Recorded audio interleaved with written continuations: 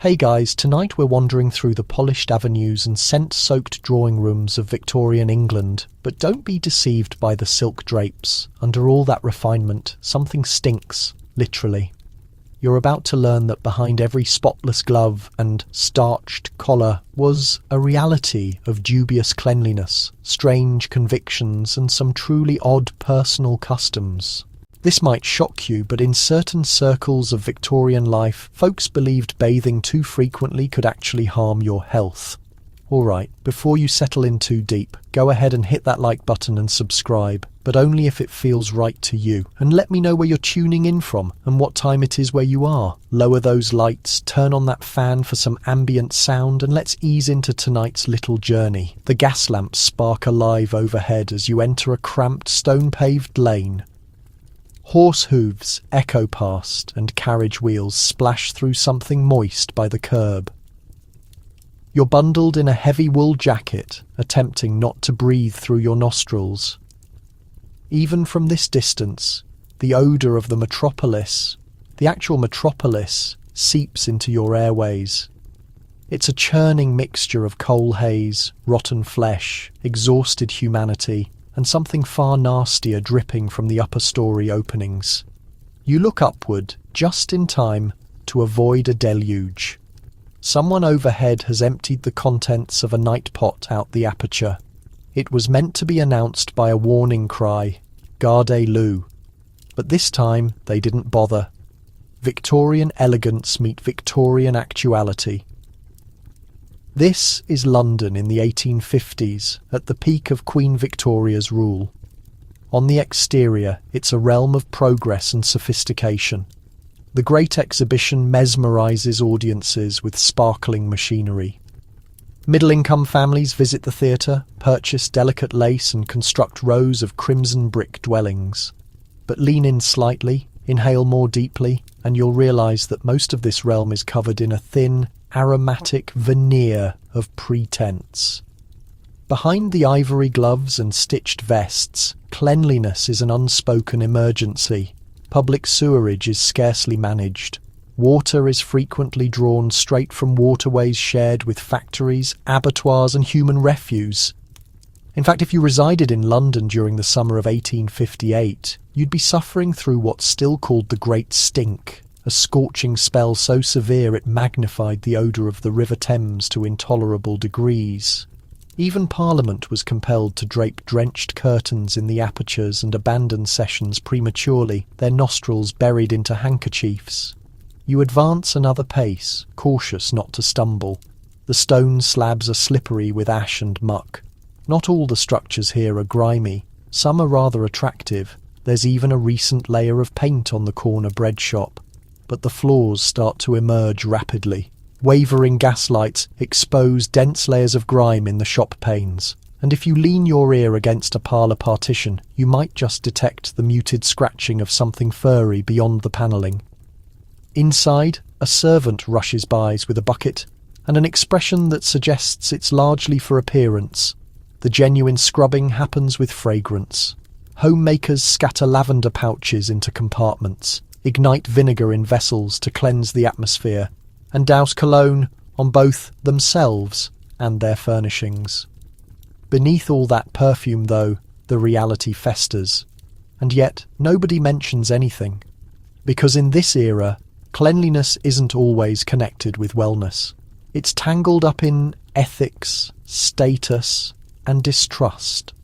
Tidiness is a marker of who you are, not merely what you reek of. And for numerous people, soap and liquid are far less reliable than a potent scent and a resolute demeanour.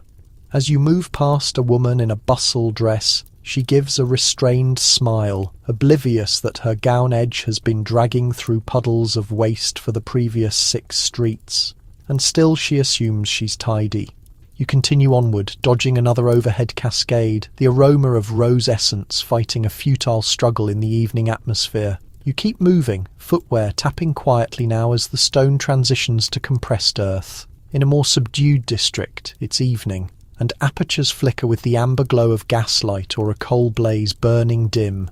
Somewhere an infant is wailing. Somewhere else a hound barks and continues barking, but mostly there's stillness, dense and bitter as the atmosphere itself. In one of the finer row dwellings, a gentleman peels off his gloves, exposing fingers tinted faintly with ink. He doesn't rinse them. He rubs his palms together vigorously, flicking invisible debris to the ground, before reaching for his tobacco pipe. In another dwelling, a servant is grooming a woman's locks. 100 passes, methodical and measured, but not because it's soiled. The hair, coated with goose fat and pomade, hasn't been cleansed in weeks, perhaps months. Cleaning hair too regularly is believed to damage it. You understand, it's preferable to brush it daily, apply a touch more grease and secure it back in position. You hesitate outside a shop display, showcasing fragile soaps, translucent bars, promoted as the mildest on skin, a commodity gaining popularity among the ascending middle-income group. But the contradiction strikes. These soaps are extravagance items, presented more than utilised, appreciated for aroma and look rather than foam. Many households still keep them secured in compartments or exhibit them conspicuously in parlours as markers of culture, while the occupants scrub themselves with coarse fabric and frigid water on infrequent occasions, and communal baths. Not presently. That transformation is still a few years distant. For now, most folks cleanse themselves partially with a moistened cloth, a touch of vinegar or ammonia, perhaps some powder rubbed on the flesh and brushed away again. Dry cleansing, it's occasionally termed. If you're particularly affluent, you might have a copper basin brought to your chamber once weekly. Warmed water, aromatic oils, and everything. But the water is recycled by other household members. First patriarch, then matriarch, then the offspring, in descending sequence of both age and purity. You've likely observed it by now. Cleanliness here is not a universal custom, it's a hierarchy. And your position in society determines what you get to wash, when and with what. A housemaid's palms are chapped from scouring floors with frigid water and caustic soda. Meanwhile, her employer dabs rose liquid behind her lobes and protests of moisture if the atmosphere isn't adequately scented. A rodent darts past, and you don't react anymore. Even the construction works against sanitation. Victorian dwellings are constructed for looks and moral virtue, not for circulation or hygiene. Thick drapery captures dust. Multiple carpets absorb everything that descends. Padded chairs harbour a collection of odours. And the hearths, which blaze nearly continuously in frigid months, spew soot into every gap. You slip into a narrow passage where the darkness gets thicker and the atmosphere grows sharper. An intoxicated man mumbles something incomprehensible, pants stained, footwear mismatched. He's not unusual. His cleanliness or absence of it might be inferior to yours, but not significantly. You comprehend that odour is the great leveller here, regardless of how much you possess or how many servants you hire. The metropolis's decay penetrates your skin, your locks, your bedding. There is no avoiding it, and yet they persisted, attended dances, composed verses, created the telephone and constructed railways, all while scratching, reeking, wheezing and powdering over the parts nobody discussed. Perhaps they didn't disregard it completely, but they didn't remedy it either. Not yet. You glance upward once more. A shimmer of gaslight glimmers through lace drapes. Somewhere beyond them, someone assumes they are tidy. Tidy enough. And now so do you. You awaken the following morning still wrapped in the identical linens you used last week and the week prior to that. They smell vaguely of coal haze, perspiration and something musky you can't quite identify. The sun cuts through the smog-streaked aperture, casting golden strips across the floorboards. But don't be deceived by the radiance. Outside the metropolis is already stirring, and so is its stench. Your initial impulse is to use the toilet, but this is 1850s England, and if you're not among the extremely wealthy, your toilet arrangements are, let's say, inventive. You look to the corner of the chamber where a porcelain night vessel sits inconspicuously under a frilled table covering. If you're fortunate, it was cleared last evening. If not, well, that's your concern. Now you crouch, conduct your affairs and grimace at the slap of noise. No plumbing here, just respectability slipping away in ceramic reverberations. The night vessel is then concealed and returned under the table as if nothing occurred. Out of view, out of scent. If you were lodging in a lower-income boarding establishment, or worse, a tenement, you'd be sharing one of these vessels with an entire floor. Some structures might have a communal privy out rear, a timber box with an opening over a pit if you're fortunate.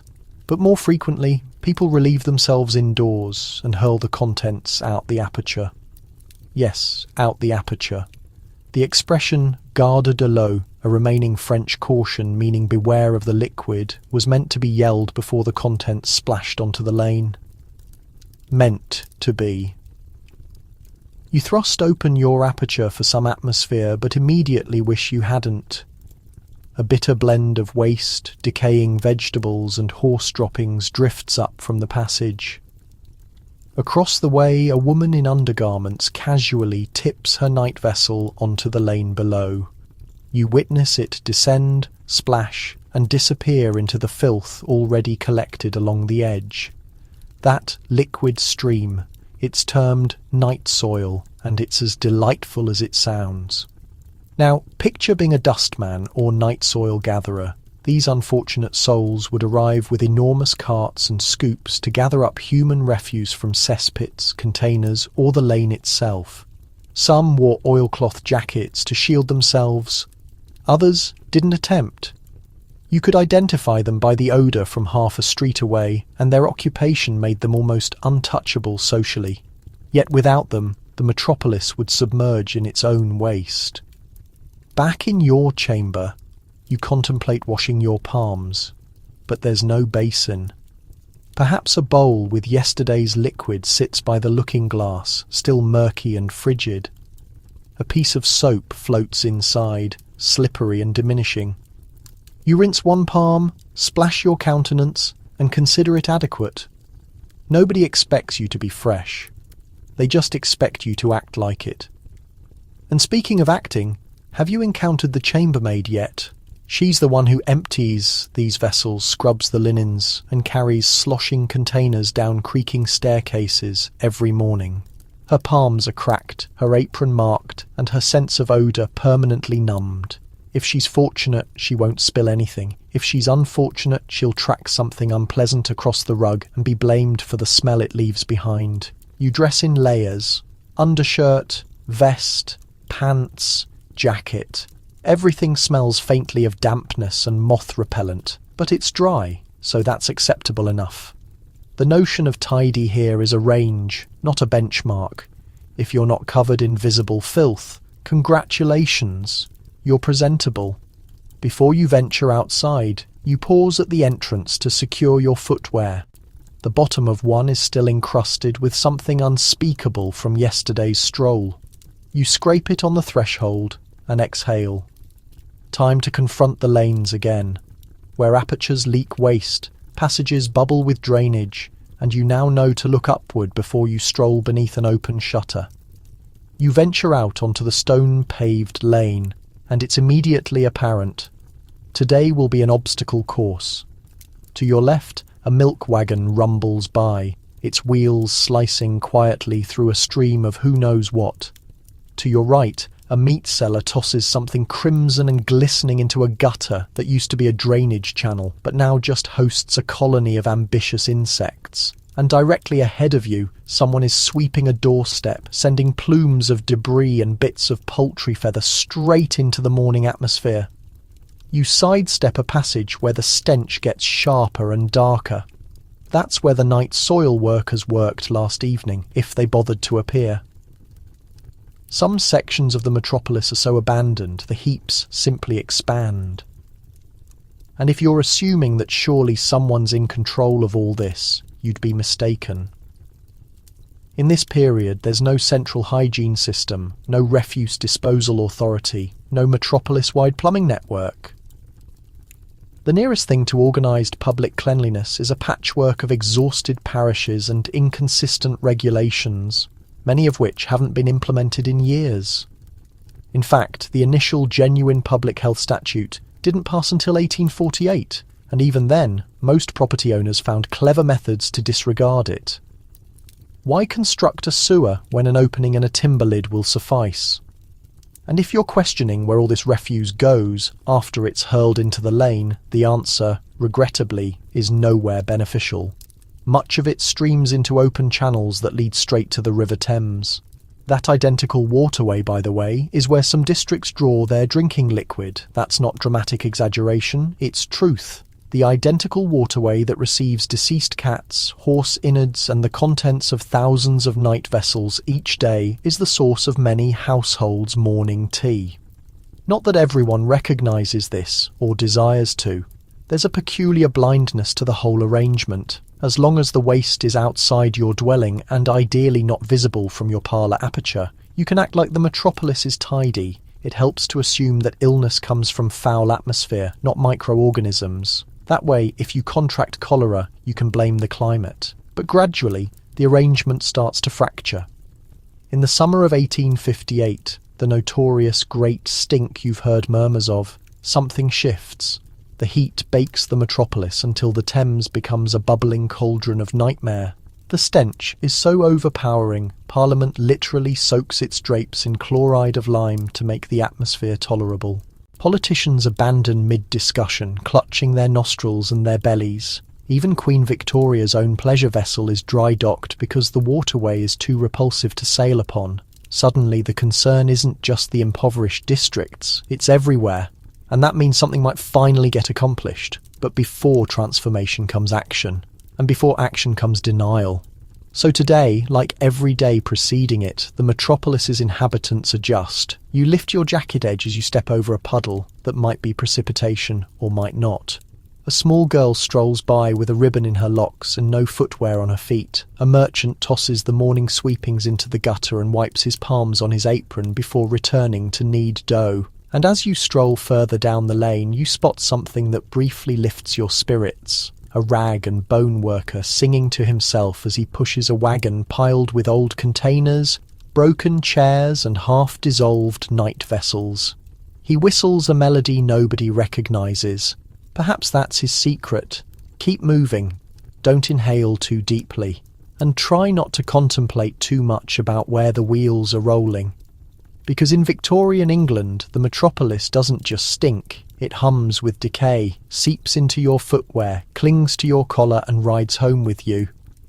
At the end of the day, you pause at a lane corner as a flurry of women in dark wraps sweep past you, holding handkerchiefs to their nostrils. Their footwear click rapidly over the stones, as if walking swiftly might somehow outpace the odour.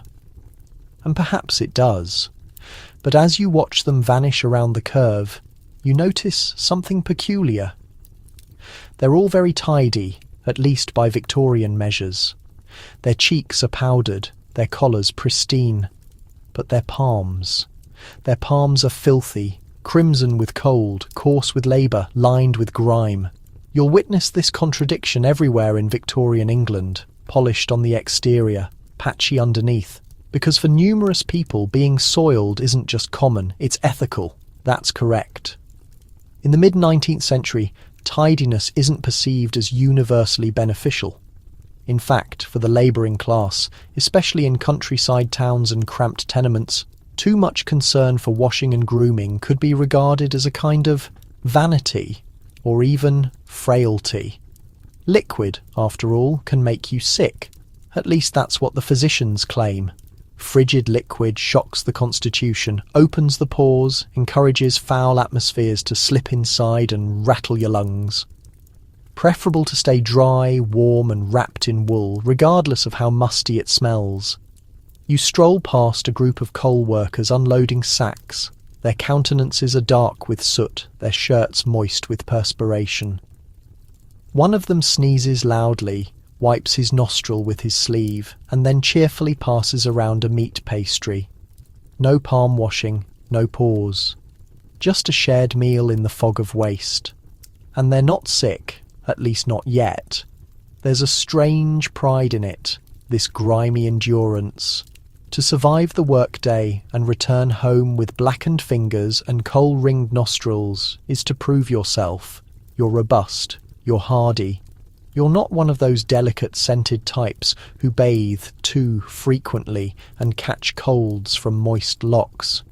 Remember that woman who emptied her night vessel with such precision? She likely hasn't bathed in days, but she dabs her temples with lavender liquid and presses rose petals into her gloves. To be dry and scented is sufficient. To be moist is suspicious. This conviction isn't just personal, it's institutional.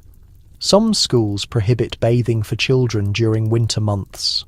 Too dangerous. Hospitals occasionally discourage frequent washing for invalids, preferable to conserve warmth, protect the flesh, and apply only the lightest of spongings with vinegar or spirits. Liquid, after all, is still largely untrustworthy. It might carry illness or worse, disrupt the body's delicate equilibrium of humours. Of course, the upper classes are beginning to shift. They're starting to flirt with new concepts about cleanliness, thanks in part to the growing whispers of microorganism theory. But most of society hasn't caught up, and for now, the motto, if you can't perceive it, it can't harm you. You pass a line of boys playing marbles near a butcher stall. One of them picks his nostril, wipes it on his sleeve, then rolls a marble through a puddle that may or may not be animal blood. Nobody says a word. A few women pass by and nod politely, their skirts grazing the edge of the mess, absorbing a little more of the lane as they go. You can't help but laugh quietly inwardly, because if you weren't trying to drift to this story, you might be trying to block it out. But there's something oddly comforting about how human it all is. Messy, superstitious, hopeful. The Victorians might fear liquid, avoid soap and worship dried lavender like a talisman, but they're doing their best, one grimy day at a time.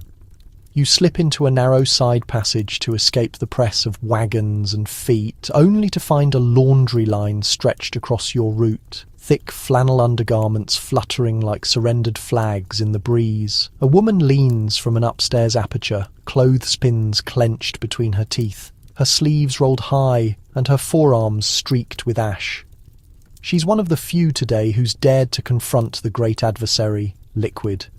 But you wouldn't call her tidy. She's rinsing garments in a container of grey, soapy liquid that's already seen too many washes. It smells faintly of caustic soda, perspiration and boiled onions. She wrings a shirt so fiercely it squeaks, then slaps it against the sill with the finality of someone exorcising a demon. Down below, another neighbour tips a kettle of used dishwater into the gutter, adding to the stew. Steam rises, and with it, a new wave of lane perfume. Cabbage, tallow, tobacco smoke, horse droppings. It's hard not to gag, and yet, for many Victorians, this is simply the rhythm of the day. Waste isn't shocking, it's expected. It clings to your footwear, coats your lungs, nestles into your collar seams like a second flesh. It's part of the metropolis's heartbeat. The concept of sterilising every surface, or even your own body, just doesn't make sense yet. Not when waste is everywhere. Not when it's normal. You stroll past a newsboy hollering headlines. The latest cholera outbreak has claimed 27 lives in a nearby slum. Nobody stops to listen. These deaths are background noise, now filed away under divine will or foul atmosphere. Few make the connection between illness and the filth in their own dwellings. Even fewer believe it could be prevented. Instead, the conversation, when it happens at all, tends to revolve around ethics. Soiled dwellings are a sign of laziness. Sick offspring mean inattentive mothers. If your parlour smells, it reflects your character, not your environment. Tidiness is tied to status and virtue, not microbes or soap, which explains why many people stroll around with their heads held high and their palms unwashed. A gentleman with muddy footwear might still be respected, so long as he speaks properly and keeps a necktie at his throat. A factory girl with polished nails might be mocked for her pretensions. It's not about being tidy, it's about knowing your position, and for those too impoverished to pretend, there's always the workhouse, where you might finally get a proper scrub, not for your benefit, mind you, but to make you more manageable. Before children were admitted, they were often bathed, deloused and dressed in regulation garments, not because anyone cared about their comfort, but because lice spread and odour offends. You peer into a bakery and catch the aroma of bread. For a moment the metropolis doesn't seem so foul, but then you notice the baker's apron streaked with flour and fingerprints, and the cracked wooden counter gleaming with a patina of grease. That loaf you're eyeing, it was likely kneaded by palms that haven't seen liquid since yesterday, or longer still. The line stretches around the corner. People purchase, people consume, people survive, and the filth stays. You step out of the passage and back onto the main road. Your footwear are moist now.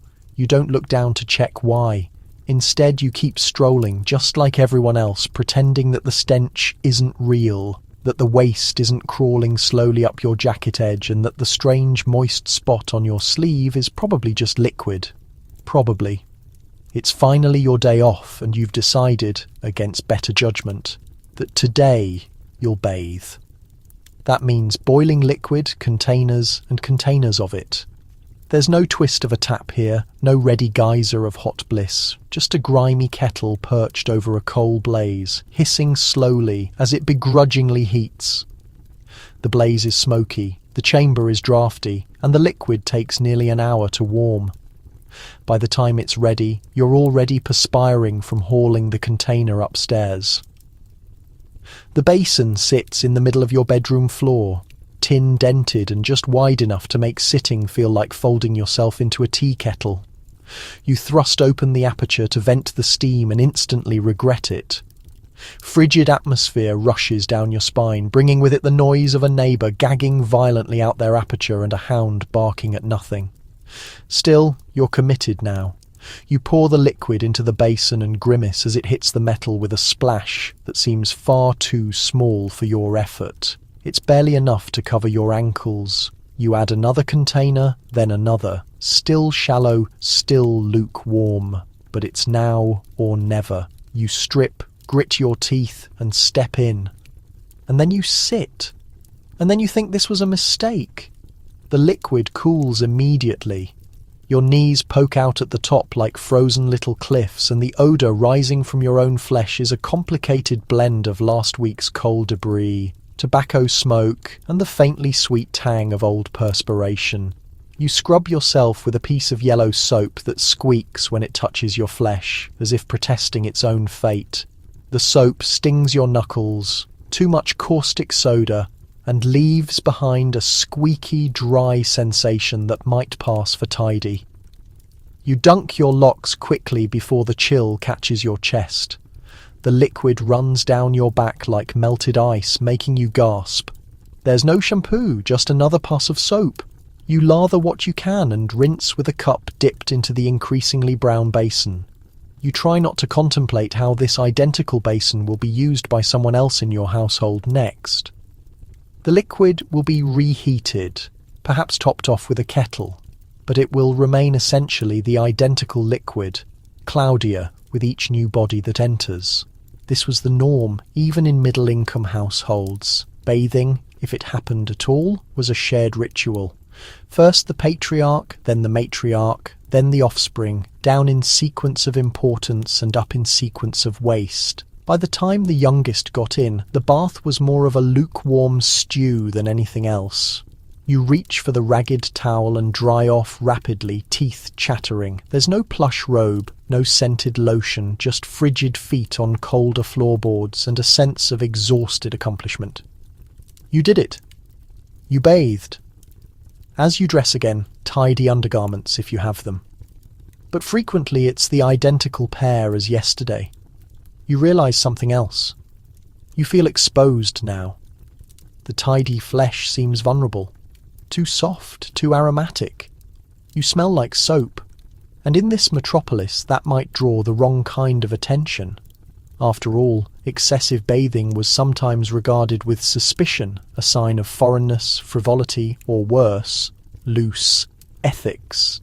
There were actual discussions about whether women who bathed too frequently might be stirring up unhealthy desires. Tidiness and virtue weren't always allies, so you layer back up. Undershirt, vest, overcoat, gloves. You pull your hat low and step back into the realm freshly scrubbed and entirely unsure what to do with your purity. You stroll down the passage, still moist behind the lobes, and suddenly you feel it. Every draught, every passing breath of wind, slicing through the thin veil of tidiness you've just earned. You clutch your jacket tighter, not just against the cold, but against the sensation that you've somehow made yourself too vulnerable. The soot hasn't settled back on you yet, and you feel exposed, like a plucked chicken wandering through a coal yard. Your nostril catches an aroma drifting from a nearby aperture, vinegar and lavender. Someone's doing a dry wash, the Victorian version of a shortcut bath. A cloth, a bowl of vinegar diluted in liquid, perhaps a sprinkle of rose essence if you're fancy. No basin, no soap, just a quick wipe of the armpits, throat and maybe behind the lobes. Efficient, inoffensive, and most importantly, safe. Because yes, even in the 1850s, people still worried about getting sick from bathing, especially full immersion. It was thought that warm liquid opened your pores too wide, making your body more susceptible to foul atmospheres. Many physicians advised sponge baths over soaking basins. A woman too fond of hot baths might be labelled delicate. A man who bathed weekly might be suspected of hiding an illness. Tidiness was tolerated. Moderation in tidiness was preferred. You pass a lane vendor selling vinegar by the bottle. Not for cooking, though it could do that too, but for body scrubbing, scenting the atmosphere, treating lice and even wiping down infants. There were rumours that vinegar could keep away plague and cholera. People dabbed it behind their lobes or sniffed it from handkerchiefs dipped in the substance. It burned, but it was believed to kill invisible dangers. Not microorganisms, of course. Microorganisms weren't fully accepted yet, just foul humours, pestilential vapours, miasmas. And so people strolled around in clouds of aroma, not to be attractive, but to be safe. Scented pomanders dangled from belts. Nosegays of herbs were clutched in gloves. Public spaces, especially hospitals, reeked of camphor, vinegar and carbolic acid. Not disinfectant in the modern sense, but in a spiritual, nostril cleansing sort of way. You pass a public notice on a partition, half faded from precipitation. It cautions against bathing in the Thames, not because it's filthy, although it is, but because frigid liquid immersion might cause fainting or feminine disruption. Baths, you're reminded again, are not yet perceived as tools of wellness. They're borderline suspicious. Which explains why, for many households, a proper bath happened once monthly, or seasonally, or never. In countryside villages, some folks might live their entire lives without a full body wash. A moist rag, a comb and a spritz of lavender were sufficient. Perhaps a bath for the wedding, perhaps not even then. And still, soap was a booming commerce, because soap meant something more than tidy. It meant aspiration. Owning a piece of imported soap was like owning a piece of Paris. Advertisements just starting to flourish in shop displays and printed handbills promised not wellness but elegance. A woman is known by her aroma, one claimed. Another boasted no genuine gentleman lacks a lavatory. Soap became a social status symbol far more than a tool for hygiene. Merely purchasing it was sufficient. Being observed using it was conditional, dependent on who was observing. As the evening shadow lengthens and the gas lamps sputter a light, you finally reach your door. You take off your coat, now dusted with a fresh coating of the city's dirt, and feel the light irritation of grime returning. The bath from hours ago already a receding memory. You still manage a small smile because for a brief, wonderful stretch you were cleaner than most, and in Victorian England that briefly elevated you to a kind of mythical status. You've been subconsciously rubbing your neck all afternoon. It began as a small twitch near your collar, then shifted behind your ear, then spread to your head. Now seated by the window, watching the chimney smoke intertwine with the deepening twilight, the scratching is so aggressive it feels as though your hairpiece is actively moving. It might actually be. Head lice were as routine a part of Victorian existence as embroidered gloves and an afternoon tea service. No one would mention them, of course, certainly not in respectable company, yet the reality was common knowledge. Everyone experienced the itch, from the boot black on the sidewalk to the gentlewoman in her sitting room. Lice showed no partiality to social class. They thrived in warm scalps, elaborate hairstyles, and especially in the wigs thickened with pomade and accumulated dust. You hesitantly draw a comb through your hair, and something minute drops to the floor. You avoid looking closely. You know what it is. If you were residing in a workhouse, the remedy would be harsh. Hair forcibly removed, scalps rubbed until raw with lye soap, infants plunged into a mix of sulphur water as their distressed mothers pleaded for less violent treatment. The infestation would inevitably reappear. They nestled into clothing seams, found refuge in hats, and flourished in bedding that was too costly to launder more than monthly. In the middle-class household, the matter was approached with a little more discretion. A domestic servant might unobtrusively incorporate a vinegar rinse into your evening routine. Mothers kept small containers of mercuric ointment hidden in vanity drawers, dabbing it onto scalps late at night with whispered urgency. Then there were the more imaginative solutions: kerosene treatments, onion compresses, and tar-based shampoos. You would wake up with a head that smelled of roasted vegetable and coal dust, but hopefully with fewer unwelcome visitors.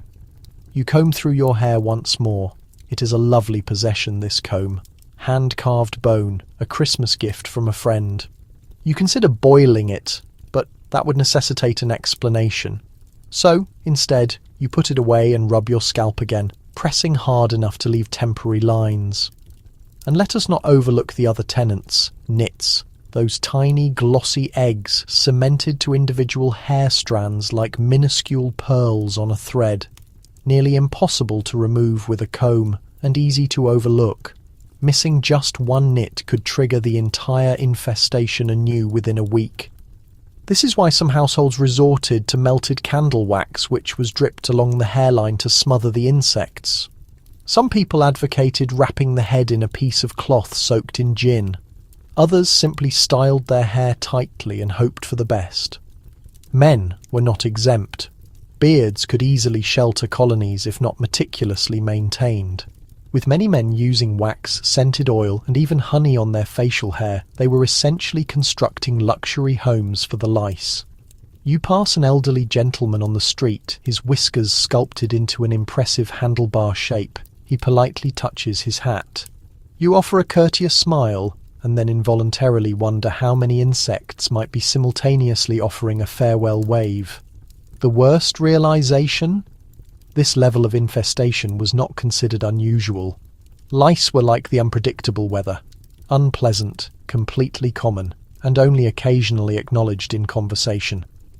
You could attempt to mask it with perfume, pretend the persistent itching was merely a bit of flaking skin, or use a silk fan to subtly relieve the itch on your neck.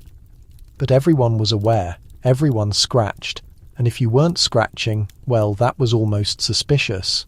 You glance at the cushion resting behind you. It is attractively embroidered, and likely populated. You finally give in and inspect your sleeping area, the cushion, the pillow, the heavy wool blanket you've slept beneath for weeks. There is a faint powdery residue along the seams, perhaps fabric fibres, perhaps something else. You lack a magnifying glass, but your imagination supplies every necessary detail. You envision minute legs, translucent shells, and masses of eggs, resembling pale grapes clinging to the cloth. The fact is, your bed is likely teeming with life and not just lice. Bedbugs, fleas, and various mites were standard nighttime companions for Victorians of every social standing. You may recall the old children's rhyme, whispered to children as they were settled into beds that scratched and bit back. Sleep tight, don't let the bedbugs bite. That was not a lyrical embellishment. It was a stark reality. You lift your sheet and examine the mattress underneath. It is filled with straw and horsehair, held together with linen ticking and optimistic thinking. No modern synthetic materials, no ceiling, no actual defence. If bedbugs manage to enter, and they invariably do, they establish themselves for generations. And you? You wake up with small marks on your arms, irritated welts on your ankles, and a deepening feeling of hopelessness. Some families actively attempted to fight back. The wealthy might retain an extermination specialist, a man carrying a brass tank strapped to his back, who would release toxic fumes through the bed frame while uttering a mixture of scientific and superstitious pronouncements. Others would dust their sheets with mercury powder or soak the mattress corners in turpentine. But for the majority, the solution was less complicated. Beat the mattress vigorously, shake the sheets out, and hope you eliminated more pests than you missed. You remember a friend suggesting a simple trick, tucking dried mint leaves between the bedding layers, or if desperate, onion skins. The smell was supposedly offensive to the pests. More often, it was simply offensive to sleep. You rub your neck once more. That same phantom crawling sensation returns. Perhaps it's real, perhaps it's purely imagined. But in this era, even an imagined itch spreads quickly. Children fared no better. In packed tenement housing, dozens might share a single room. Lice and bedbugs moved easily from one head to another, one sheet to the next. Some mothers shaved their daughters' heads completely, not for aesthetic reasons, but for a chance at survival. Others tied kerchiefs tightly at night, hoping the cloth would offer protection from the creatures that inhabited the dark. Schools only exacerbated the problem. Hats hung side by side on pegs, coats were touching, desks were shared surfaces. Outbreaks of nits would sweep through classrooms with rapid speed. If you were lucky, you received a vinegar hair rinse. If you weren't, you were held responsible. Because here is the cruel paradox. Having lice was not only uncomfortable, it was also a source of public embarrassment. Even though nearly everyone had them, it was still perceived as a personal failing. A mother whose child scratched excessively was judged. A servant discovered with nits risked losing her position. Hygiene may not have been widespread, but judgment certainly was. You recline against your pillow and look up at the ceiling, now painfully conscious of every small twitch and tickle. Somewhere in the plaster above, you hear a subtle rushing sound of something with paws, perhaps a mouse, perhaps something smaller. You close your eyes, but sleep does not come immediately. Not yet. Not tonight, because now you are fully reminded of what Victorians endured every single night. The constant, palpable infestation, the crawling, the scratching, the polite, shared silence. And yet somehow they managed to sleep. The next morning begins, as it frequently does, with a cry. Not your own, but nearby. It echoes from the adjacent room where young Thomas, the neighbour's boy, has just had his ears scrubbed with a stiff bristle brush and a stinging application of lye soap. You hear his mother's voice scolding him between scrubbing motions. "Hold still, you filthy little urchin. You're not going to school looking like a chimney sweep's boot." Which is, of course, ironic, because he is a chimney sweep's apprentice. Children in Victorian England, particularly those from poorer or working-class backgrounds, were not merely dirty, they worked directly in filth. They navigated soot-filled, blocked chimneys, waded in dye houses, hauled coal, sorted discarded rags, cleaned fish and scrubbed boots.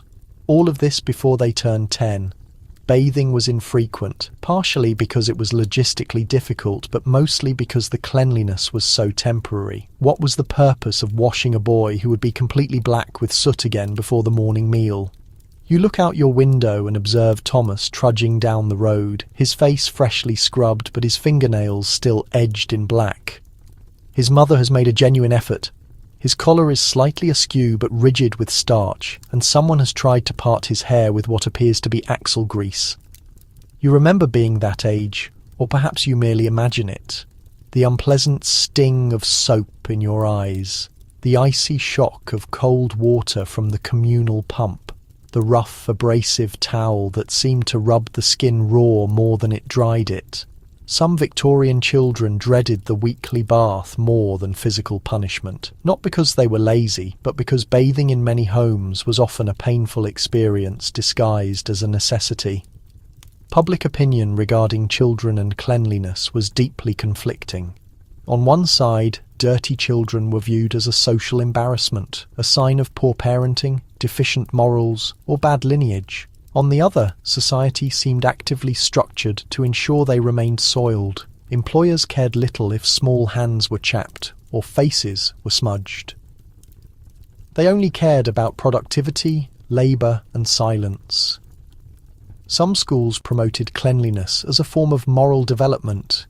Yet, even then, clean usually meant your footwear was shined and your hair was neatly parted.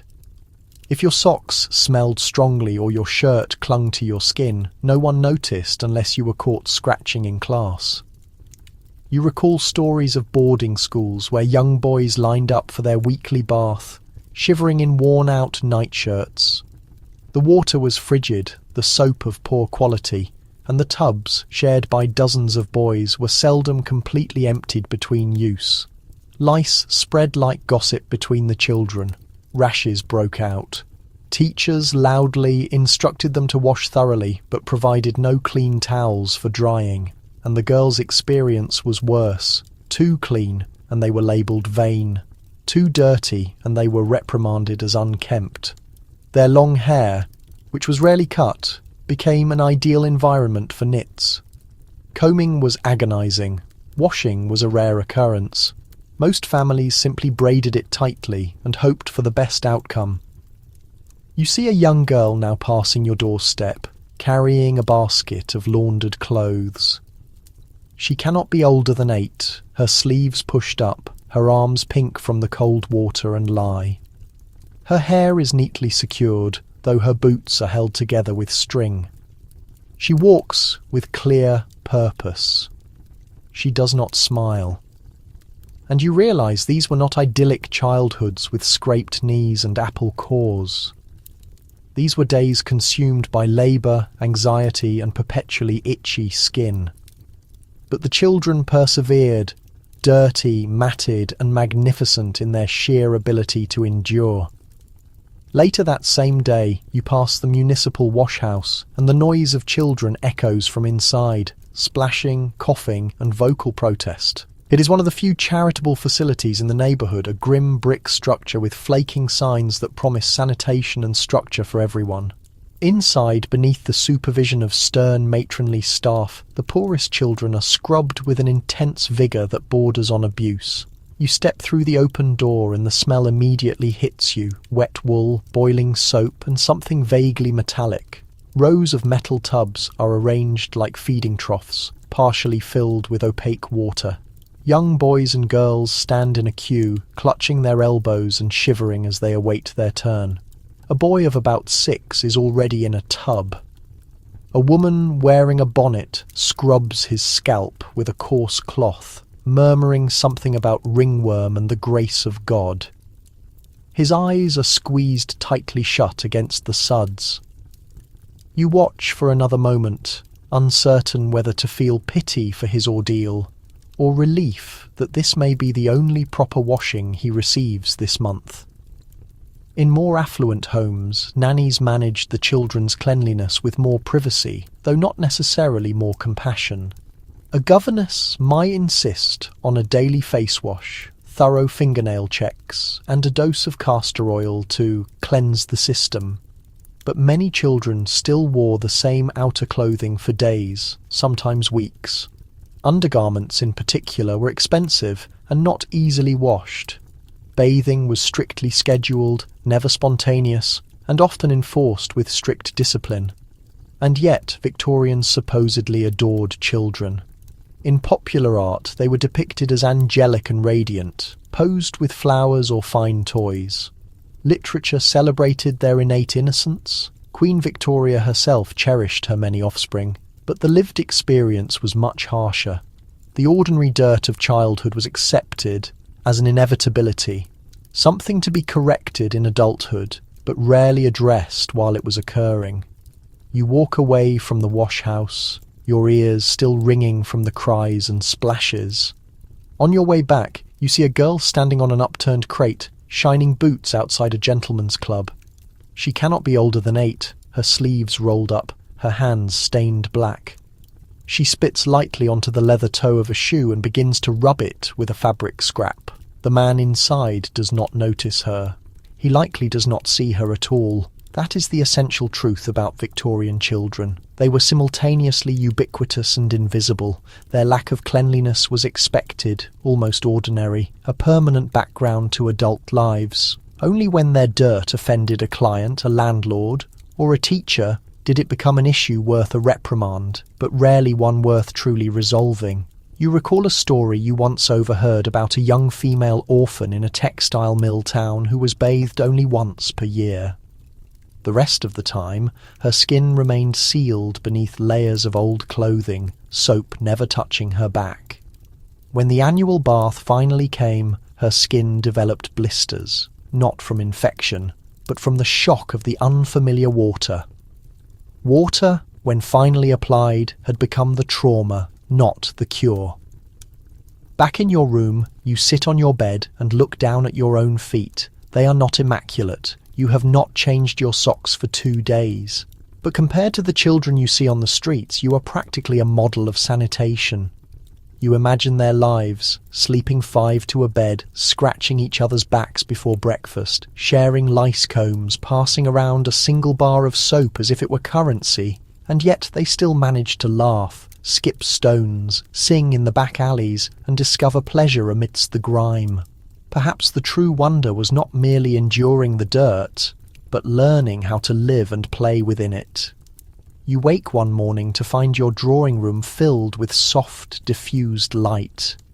The window coverings have been drawn, the fireplace is giving off a gentle warmth, and the lingering smell of lemon oil faintly perfumes the air. For a fleeting moment, everything seems new and well tended. But then you lift the edge of the large carpet. Dust, an incredible amount of dust, a grey, smooth layer that coats the underside like a long-kept secret. You peer behind the small sofa and discover a complete collection of forgotten objects, a broken hairpin, food crumbs, something that might have once been a dried flower or a desiccated mouse. You sneeze, suddenly. Victorian homes were, in theory, devoted to cleanliness. Housewives meticulously maintained logs of laundry days, scrubbed exterior steps and polished mantelpieces. But this cleanliness was largely focused on display, not actual sanitation. As long as the main parlour looked appropriate, no one needed to know that the heavy rug had not been carried out and beaten in a year, or that beneath the bed lay a thick matted layer of human hair. You get a broom. Its bristles are worn down and the wooden handle is slick from decades of use. You sweep slowly and with care because sweeping too enthusiastically risks flinging soot from the fireplace onto the draperies or worse, into the air you breathe. And nobody wants to be seen with a persistent dusty cough. There is no modern vacuum cleaner, no fluffy duster, only rough cloths, brushes and sheer physical effort. And everything in the room seems determined to retain its existing layer of grime. The real adversary in your domestic struggle is coal. Its residue is everywhere, the walls, the curtains, even your pillowcases. Coal soot insinuates itself into every corner like an entrenched bad habit. It falls from the sky like powdered ink. Even if you maintain a perfectly tidy home, the moment you open a window, a new layer drifts in. There is no way to stop it completely. And let us not forget the floor coverings. Affluent families preferred thick Axminster carpets. Beautiful to look at, certainly, but also the ideal hiding spot for fleas, food scraps and fine ash. These carpets were rarely cleaned thoroughly. Beating them was a huge undertaking and was often assigned to the maids who feared rug day more than laundry. You remember the sound, a repetitive, heavy thump, thump, thump echoing across the alley as clouds of dust billowed out of the fibres like dark smoke. Your nose begins to tickle again. You move to the kitchen, hoping for a moment of respite, but there you encounter a new arena of dirt.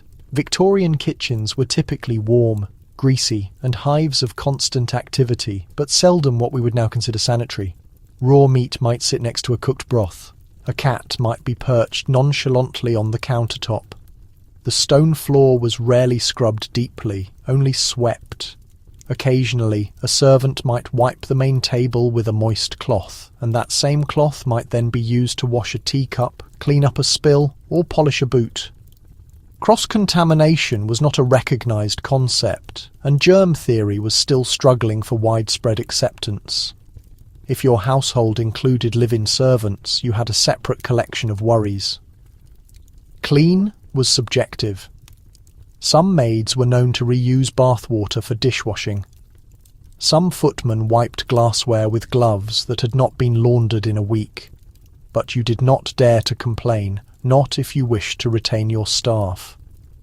Good help was difficult to find. It was easier to take a deep breath and pretend everything smelled sweetly of lemon oil. Because in the Victorian home, cleanliness was not truly in the corners, it was in the powerful illusion. You open the linen closet next. It ought to be neatly stocked with crisp white sheets and napkins lightly scented with lavender, but instead the folded piles have turned yellowed with age, and something makes a crunching sound as you lift a pillowcase.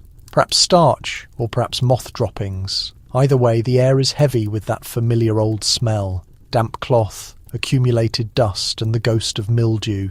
You hold a nightshirt up to the light and see a faint brown ring at the neck. Not unusual. In fact, quite expected. Doing the laundry was a massive weekly task for most households, and garments were worn multiple times before they were even designated for the wash. Underclothes, especially, were valued possessions. To own 2 pairs was seen as fortunate. To possess 3 was a sign of wealth. In some working-class homes, a single undershirt was passed between siblings. It was handed down, patched repeatedly, rinsed, and worn again. And washing it was an entire day's effort, requiring a copper boiler, a roaring fire, and a back nearly breaking from the constant wringing. You step into the scullery and see the wash basin still full from the previous day. The bar of soap floats on the surface like a swollen slug. It is brown, cracked, and rough, probably made at home from rendered animal fat, wood ash, and salt, the kind that leaves your hands red and your skin with a faint scent of bacon. If you had the money, you would buy elegant imported soap wrapped in paper decorated with gold leaf and the image of a blushing young woman. But most people did not actually use that soap. It was hoarded, displayed, given as gifts. Real soap, the kind that touched skin, was harsh, unappealing, and used until it was a minuscule slippery remnant. You hear a loud clatter in the hallway. Someone has dropped a bucket. You step out and find the housemaid on her knees, muttering under her breath. She has been awake since 5 in the morning, scrubbing stairs, polishing brass, shaking rugs, and now the laundry. Her apron is soaking wet, her hands are cracked and red, and she appears utterly exhausted. It's only 7 o'clock in the morning. She explains between tired grunts that the washing is done in cycles, the whites first, then the coloured items, and finally the intimate undergarments, which are often too embarrassing to be hung outside. In wealthier homes, even the drying of drawers was a sensitive issue. Ladies' unmentionables were hidden behind other larger laundry items or hung inside to maintain discretion, lest the neighbours start gossiping about a frilly petticoat waving in plain sight. You glance at the drying line and notice something telling. There are almost no undergarments at all. Instead, a solemn row of sheets, trousers, stockings and nightgowns waves gently in the breeze like white flags of surrender. You know that somewhere behind the kitchen, the more private items are tucked away discreetly between aprons and pillowcases. concealed from any prying eyes. You offer to assist. The maid hands you a scrub board and a bar of soap that smells faintly of wet coins and ash.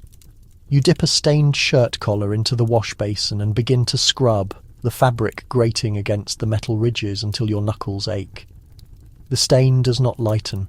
She just shrugs. It might fade, or it might not. Some marks, like coal soot or old body oil, are simply permanent, especially without commercial bleach, which is costly, or too much of it, which risks eating holes in the fabric.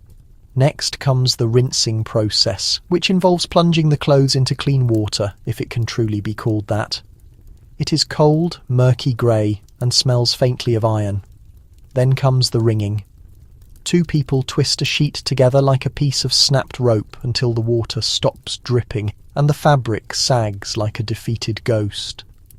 Ironing is the final, demanding step, and it is not for the timid. Heavy, solid cast-iron implements are heated over the fire, tested quickly with a sprinkle of water, and then applied to the garments with the same subtle touch one might use to flatten a bird with a roof tile. Burns are frequent. Scorch marks are even more so. And yet, it must be done. Wrinkles imply sloth. Smooth clothing, regardless of how dirty the underlying body is, conveys dignity. You sink back, completely exhausted, and watch the steam rise from the large piles of damp laundry.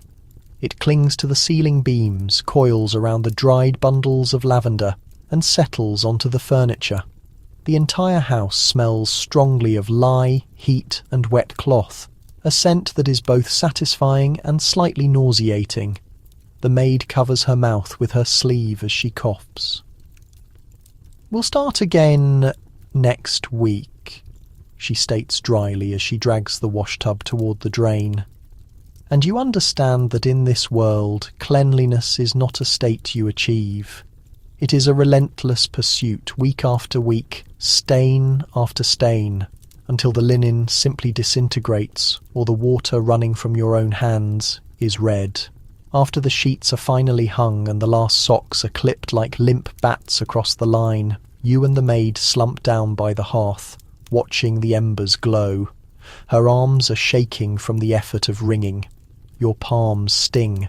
Every muscle feels like it has just survived a battle. And then, just as you begin to relax, the wind picks up suddenly. You both rush outside immediately. You are too late. One section of the drying line has snapped under the combined weight of the soggy clothes. A half-dried nightshirt is now lying face down in the mud. A single sock has vanished entirely. The fitted sheet, one of the few pieces without tears, has wrapped itself tightly around a chimney flue like a tragic banner of complete surrender. The maid does not utter a curse. She simply takes a long, slow breath through her nose, exhales, and begins the process of retrieval. In Victorian England, doing the laundry was more than a chore. It was a pure gamble. A sudden downpour, a burst of coal ash from a neighbour's chimney, even a bird with poor aim could completely ruin an entire day's work. There were no mechanical dryers, no effective stain removers, and absolutely no spare items.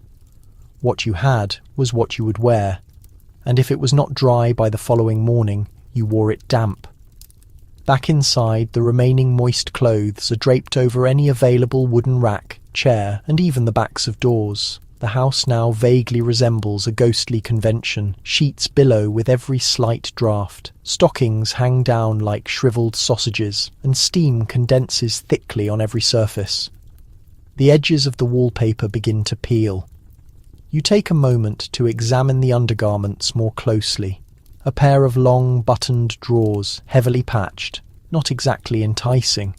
Victorian undergarments were designed purely for utility, warmth, and modesty. For women, this meant multiple layers: a chemise, drawers, a corset, a petticoat. Men had similar layers: flannel underpants, undershirts, and socks that required days to dry completely. None of it was simple to clean. Most of it, truthfully, was not cleaned often. Why? Because the underwear was not intended to be changed daily.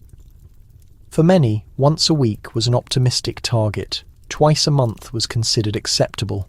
Some families shared undergarments between siblings, some did not wear any at all, and yet these specific garments were the most carefully concealed. They were never openly discussed, never seen fluttering on a visible clothes line. A woman's chemise might be dirtier than the soles of her boots, but she would have preferred death to allowing that fact to be known. The illusion of respectable behaviour mattered far more than actual sanitation. You step over a pair of drying bloomers and nearly slip on a puddle. A bucket of rinse water has spilled near the stove, soaking into the wooden floorboards. You hastily wipe it up with a piece of cloth that was, until recently, a hand towel. Everything in the household is expected to serve at least 3 distinct functions. As night falls, the heavy, damp smell intensifies, the windows fog up, the furniture sulks under the weight of wet cloth, and yet the house must still look impeccable when guests arrive tomorrow. So the maid carefully smooths the tablecloth. You adjust the curtains. A vase holding wilting flowers is moved into a prominent position near the doorway. The room glows with the powerful illusion of order, but both you and the house know the reality.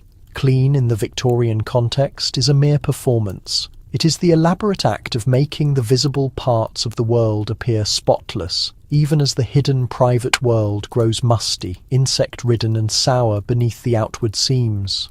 You sit by the hearth again, your hands still stinging, and try not to inhale too deeply, because beneath the subtle scent of lavender there is still the faint, persistent odour of mildew. You are scheduled for an afternoon tea at Mrs. Fairchild's today, a woman renowned in the district for her flawless taste and seemingly fragile health. Her sitting room is always heavily scented, her furniture covered in pale floral fabrics, and her delicate lace doilies starched to a sharp perfection. You put on your cleanest coat, dab a bit of bay rum behind your ears, and prepare yourself, because you know this visit will not truly smell of tea. It will smell of every other competing scent, desperately trying to mask the things that tea cannot cover. As you enter her home, you're immediately engulfed in a thick cloud of rose oil, lemon verbena, and something powdery that clings to your throat like fine lace saturated in talcum. The effect is almost disorienting. There is no fresh air, no ventilation, only a slow, circulating mixture of various perfumes, pomanders, scented candles, and dried herbs hung discreetly behind the window coverings. A small collection of lavender sachets rests in a decorative bowl by the fireplace, visibly wilting from the heat. Mrs. Fairchild greets you wearing a high-necked dress that has likely not been laundered since the previous month, but the lack of cleaning is immaterial. She is thoroughly perfumed. Her wrists, her exposed collarbone, her gloves. The heavy scent seems to precede her every word. She motions for you to take a seat, and as you carefully lower yourself into the upholstered armchair, your nose brushes the air just above the cushion. You detect cloves and something subtly medicinal, perhaps camphor, perhaps a forgotten pet. Tea is formally presented on a brightly gleaming tray, and you try to avoid staring as the maid sets it down. Her hands appear clean, but her cuffs are clearly stained. The silver teapot is polished brightly, but the tray itself carries a faint old scent of spoiled milk. You lift your cup. The tea is hot, strongly fragrant, and a little overbrewed, but it is the atmosphere of the room that completely overwhelms your senses. Every Victorian home had its own specific powerful odour. For some, it was a blend of beeswax polish and stale cigar smoke. For others, a clash of boiled cabbage and a singed hair tonic. But for the Fairchild family, the air is rose water mingling with moist fabric, a kind of scent that acts as a permanent background. Why such a focus on fragrance? Because Victorians strongly believed in the danger of miasma, or foul air.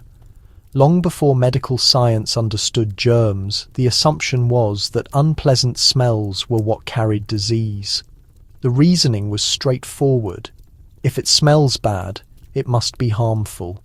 Therefore, people saturated their bodies, their rooms, their linens, and even the cloths they carried in strong perfumes to shield themselves from sickness. One hears stories of a man who packed citrus rinds into his nose during an epidemic. Another wore a small sponge soaked in vinegar inside a silver locket around his neck, and in wealthy households the standard protective measure was perfume.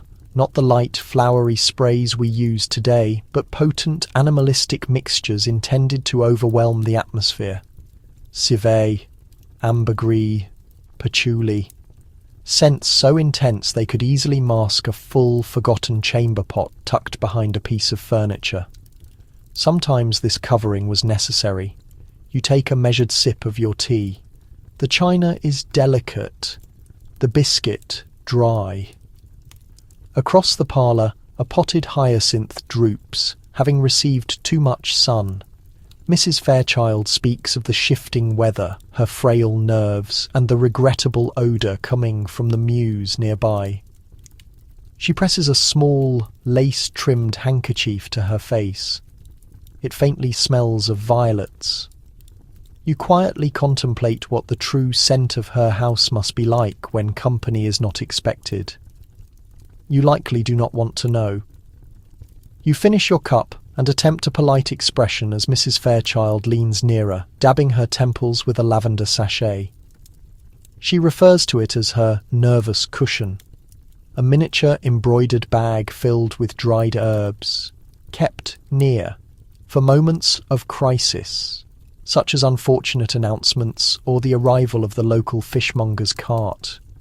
Your gaze drifts around her sitting room and you observe the layers of concealment. Underneath the curtains and flowers are bowls of dried petals, cotton-stuffed jars holding cloves and glass bottles with elegant labels, spirit of myrrh, essence of violet, Hungarian water. There is even a small piece of what appears to be frankincense on one of the shelves. The past, it seems, refuses to simply vanish. It is merely wrapped up in the fragrance of rose petals. Even the paper on the walls seems to play a part. Many Victorian wallpapers were coloured with pigments containing arsenic, especially the common green designs. When moisture crept in, as it so often did, the mould consumed the arsenic, releasing a subtly sweet, toxic miasma. Visitors would be oblivious. They would simply note the room's pleasant fragrance and wonder later why their persistent headaches began here. You quietly press your hand against the arm of your chair. The material is faintly sticky. Scented furniture was typical. People would rub lavender water into the upholstery, scatter sachets beneath cushions, or place cotton balls soaked in cologne inside the empty space of chair legs. But these attempts could only manage so much because beneath every layer of perfume there is always the harsh truth. The truth is decay, mildew, sweat, and smoke. Mrs. Fairchild stands to offer a view of her recently decorated parlour. You follow her through narrow door frames, each one marking the boundary of a distinct new scent. One room has the heavy aroma of beeswax and tallow candles. Another, her husband's study, has the sharp, rich smell of tobacco, ink, and leather polish. It is overwhelming, like walking through an exhibition of human struggle against inevitable rot. In the main hallway, a housemaid silently sprinkles rosewater along the skirting boards. The servant repeats this task every day, convinced it will keep the harmful airs from rising. And in a narrow way, she is correct. It definitely hides the smell of the plumbing. In houses without proper drainage, the odour of the outhouse often travelled up from the cellar. Scent became a mental shield, a fragrant barrier separating genteel society from the very real, festering filth directly beneath their feet. You return to the drawing room and accept a second serving of tea. Mrs. Fairchild offers an apology. Her cook has fallen ill, a problem she blames on the persistent dampness. You offer a quiet nod of understanding, fully aware that damp in a Victorian building is a kind of life force. It creeps beneath the floorboards, settles in dark corners, and carries with it the silent threat of typhus, diphtheria, and mould. No amount of perfume can silence its presence for long. Before your departure, she gives you a small bouquet of dried roses tied with a ribbon. You thank her, carefully holding the gift as you step out into the cooler air. Outside, the contrast is sharp. The city may reek of industrial smoke and sewage, but at least its stench is honest. You breathe deeply and catch the familiar mix of horse waste, chimney smoke, and bread baking. And beneath all that, a faint trace of something else.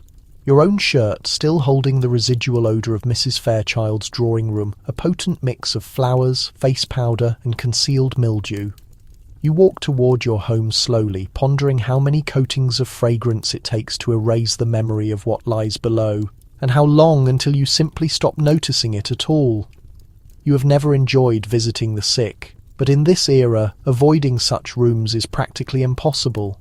Illness is present in every small draught, every puddle, every shared teacup. And when it strikes, it moves quickly. Today, you have been asked to deliver soup to a neighbour, a woman confined to her bed with a hacking cough that has gone from mildly irritating to frightening in less than a week. You brace yourself before entering the hall. The door to her bedroom is already slightly open, and the smell hits you like a solid object. Vinegar, sweat, and something sickly sweet and sour that turns your stomach. The room is dark. The windows have been deliberately sealed shut. Fresh air is still considered hazardous. Most people believe sickness enters the body through corrupted air, so the first action when someone falls ill is to isolate the room. The curtains are closed, the fireplace struggles with damp coal, and a wet cloth has been stuffed into the gap beneath the door. To keep the miasma outside, her sister whispers, adjusting a basin of onions placed under the bed, meant to absorb the disease's poison. You nod, trying not to stare directly at the patient. She is lying under heavy blankets, her face flushed and moist. A pile of used handkerchiefs rests nearby, along with a chamber pot, and a vinegar-soaked rag draped over the bedpost. On the window ledge are a few slices of lemon next to a partially melted beeswax candle. The air is heavy, not just with odour, but with raw fear. Victorian medicine was a strange combination of guesswork, ritualistic practice, and good intentions. The belief in miasma was dominant in most homes. People were convinced that foul smells were carriers of disease, so every illness was met with a dramatic display of cleansing. Rooms were purified with the smoke of burning herbs or the vapour from vinegar. Floors were scrubbed using carbolic acid or watered-down urine if proper cleaning supplies were not available. Bowls of camphor were set on shelves. Cloths soaked in oil were tied around the throat. In one household you heard that they had hung a dead mole in the pantry, hoping to draw out the fever, and the doctor, if one is summoned, will arrive in his formal hat and cravat, smelling faintly of gin and ink, and will likely not bother to clean his hands. There are no rubber gloves, no concept of germ theory, at least not one that is widely accepted. He might perform bloodletting, prescribe laudanum, or suggest a move to a healthier climate. He will not sanitize his tools. He will not change his outer coat. You offer a small amount of broth to the woman. She winces, but manages to swallow. Her sister gently fans her, then pauses to sprinkle more lavender water onto the curtains. The smell calms her, she explains, and perhaps that is true. Or perhaps it is just another layer in the fragrant defence they have constructed to prevent death from entering. Across the room, you notice a jar containing leeches sitting in the shadows, still barely moving, a vestige of the doctor's visit from the previous week. No one felt they had the resolve to use them this time. The woman begins to cough again, a wet, rough, terrible sound. You instinctively lean back, as if a small distance could offer protection. But you are too close now, and in this closed room, distance is an illusion. The air is a shared commodity. The fear is shared. The deep lack of understanding is shared. You remain there anyway, because in this world, sickness is a recurring, familiar visitor. And regardless of how little you comprehend it, you treat it with a kind of ceremony, with vinegar, with hushed voices, with overwhelming dread. As the candle flame shrinks and the fits of coughing become less frequent, you begin to observe the other objects in the room, those intended not for a cure, but to manage the sensation of being ill. On the small table next to the bed sits a glass bottle labelled Godfrey's Cordial, a thick mix of opium and molasses often given to children for colic or adults for insomnia. Next to it, a piece of folded paper reveals directions for a plaster made of mustard, vinegar, flour, and a small scrap of linen. The instructions are hard to read, stained with dried tea. This is the reality of healthcare here. Not surgical tools and sterile garments, but alcohol, leeches, irritant plasters, and hopeful prayers. Victorian sick rooms are structured more as theatrical stages than medical environments. When a person becomes ill, particularly in the middle or upper classes, the entire house changes. Heavy rugs are rolled up and removed. Furniture is covered. Servants only speak in whispers. The mirror might be covered with black lace to prevent the patient's soul from becoming trapped. Flowers are placed near the bed, not for decoration but to mask the smell of decay.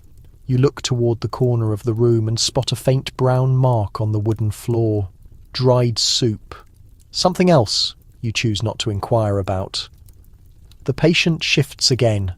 Her sister gently starts rubbing the woman's wrists with spirits of camphor. It opens the breathing passages, she mutters. Whether that claim is accurate or not is irrelevant.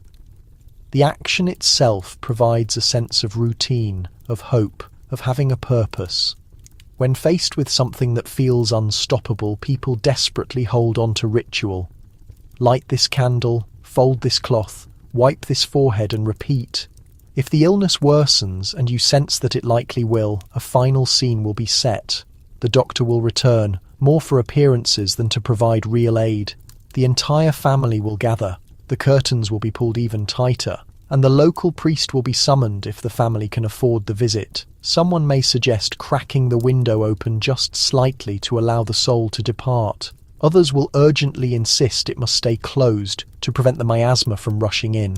You recall hearing about a man who demanded to be surrounded by onions as he died, believing the bulbs would absorb his final breaths and protect his children from the same fate. Another was laid to rest with a handful of rosemary, believing that a clean passing guaranteed a peaceful afterlife. But for the sick woman still clinging to life, the routines continue. Tears are brewed, strong, bitter, and hot. The chamber pot is emptied, though the odour remains. The fire is stoked. And all the while, someone fans the patient. Someone intently watches the rise and fall of her chest.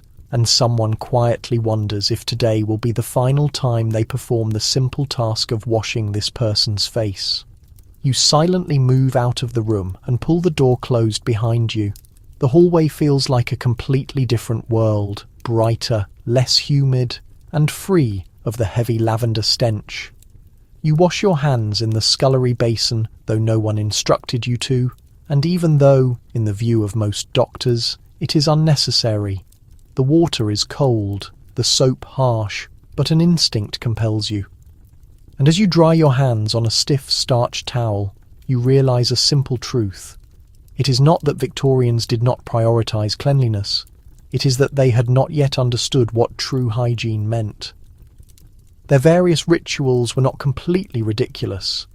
They were the best possible attempts a terrified world could make when life was fragile and death was an ever-present figure lurking just beyond the edge of the bed curtains. You step out onto the street. The fresh air is almost startling. The world smells of horses, coal soot, boiled cabbage, and suddenly, mercifully, life. You have been hearing hushed reports for weeks now, while waiting at the grocer's, in line at the apothecary, and even from the local fishwife who is always talking. A new public bathhouse has just opened on the outskirts of town. It is public, with heated water, and claims to be respectable. Naturally, you're full of doubt. You have been in Victorian England long enough to know that using the words public and respectable in the same sentence is usually suspicious at best, and potentially horrifying at worst. But curiosity finally wins out. One foggy afternoon, you put on your cleanest collar and decide to go investigate. The building is unremarkable, made of brick, low, with a coal chimney pumping thick smoke into the grey sky. Inside, the scent is a surprise. Steam, coal, and carbolic soap, yes, but also something distinctly cleaner. Pine, lemon oil. You are directed to the men's side by a young attendant who barely glances up from his newspaper. The women's entrance is on the opposite side. 2 doors, 2 separate experiences. You pass through a small changing area into the main bath chamber, a long room lined with deep copper tubs, each sectioned off by a simple curtain. The air is thick with rising mist. Water splashes loudly. Somewhere a man coughs. There is the low hum of conversation, but no loud shouts, no laughter. Everyone is a little too aware of the others, too conscious of the nakedness concealed just inches away behind the nearest curtain. You slip behind your own curtain, your heart beating, and look at the tub. Hot water, truly hot water, clean, clear.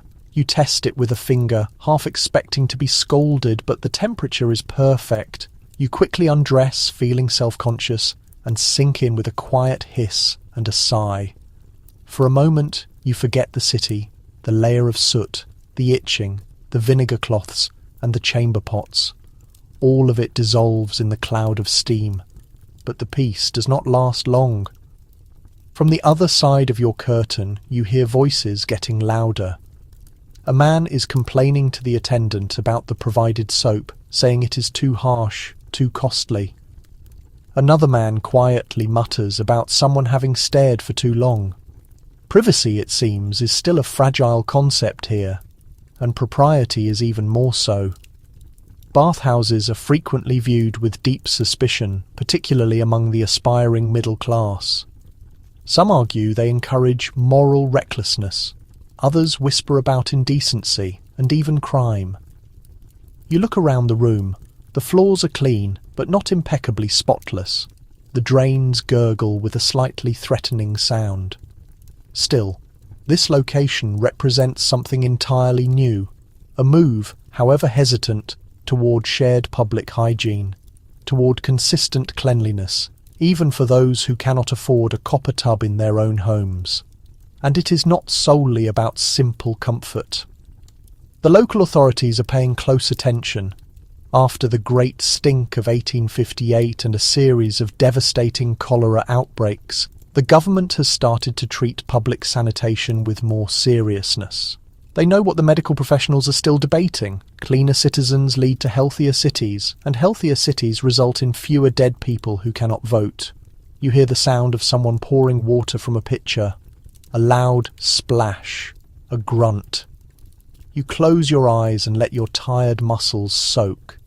But even here, where the soap is supposedly free and the water is plentiful, the ingrained habits of the outside world still linger.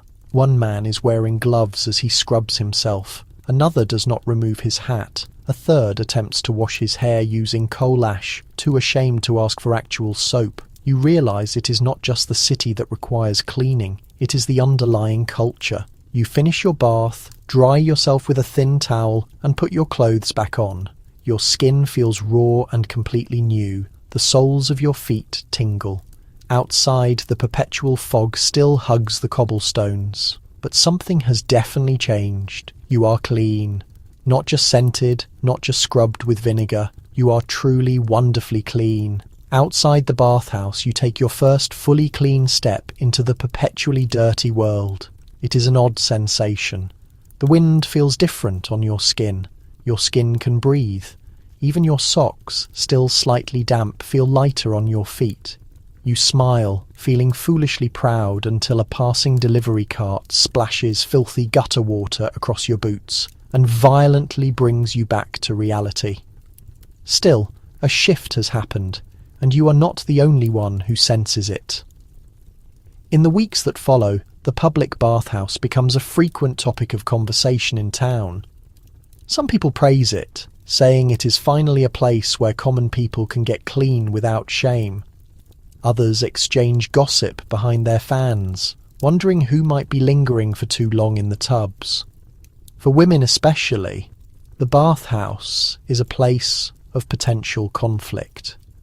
Moralists warn that such shared spaces could lead to loose behaviour, that sharing a room, even with curtains separating them, is a dangerous path towards scandal. You hear of one woman who outright refused to enter, even after being offered a free token by the town council. "No proper lady needs boiling," she is reported to have said, clutching her lavender sachet until her knuckles were white. But others are increasingly intrigued. Quietly, tentatively, women begin to arrive. Widows, factory workers, governesses, each wrapped tightly in layers of linen and personal modesty, each carrying their own small bar of soap and a degree of suspicion. Inside, the women's side of the bathhouse is much quieter. Less steam, more low whispers. A stern matron supervises the entire process, ticking names in a large ledger and handing out towels as if they were religious blessings. Conversation is minimal. Eyes stay fixed on the floor, but in the dim corners of the room, something truly remarkable starts to emerge. Laughter. Just a brief burst at first. A young girl snorts when her friend's soap slips and disappears beneath the curtain. A tired mother sighs in open relief as her baby happily splashes in a small copper basin. It is not boisterous, not loud, but it is deeply genuine and incredibly rare. Because for many of these women, the act of bathing was not merely about washing away dirt. It was about gaining control, about reclaiming one small part of their exhausting day from the endless requirement of cleaning others, scrubbing floors, tending to wounds, or starching cotton collars. In the public bathhouse, for perhaps the first time, they are bathing without being observed. You speak briefly with one of them, a maid named Eleanor. She tells you she comes every Sunday evening, just after the busy dinner hour. It is her dedicated ritual now. She brings her own soap, a comb, and a towel she made from an old curtain. "It's not about cleanliness," she says. "Not truly. It's about feeling like a human being." Still, the bathhouse has its loud critics. Preachers issue grave warnings against it from their pulpits. Pamphlets are circulated with dramatic drawings of half-dressed figures in steamy rooms, hinting at indiscretion. Angry letters are sent to the local editor. Funding is withdrawn. One morning you arrive to find that the front windows have been cracked. Someone threw a brick during the night. But the doors are still open, and inside people continue to arrive quietly, steadily, carrying their fear, their soap, and their hope for something better. By the end of the month, a second bathhouse opens 3 streets away. Progress does not announce itself with trumpets in Victorian England. It arrives with a cloud of steam, the simple sound of soap hitting skin, and the quiet contentment of drying your bare feet on a warm tile floor.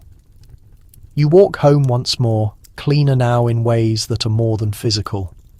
And as the fog coils around your feet, you catch a new scent that makes you pause. Not decay or manure or vinegar, but the smell of carbolic soap. And it smells exactly like revolution. You walk past a street poster one morning, haphazardly attached to the wall beside the butcher shop. At first, it appears to be just another product advertisement, but then you read the name, Pear's Transparent Soap for Delicate Complexions. The words gleam in an elegant typeface beneath a softly drawn image of a young woman with flawless skin framed by a soft golden wreath of curls.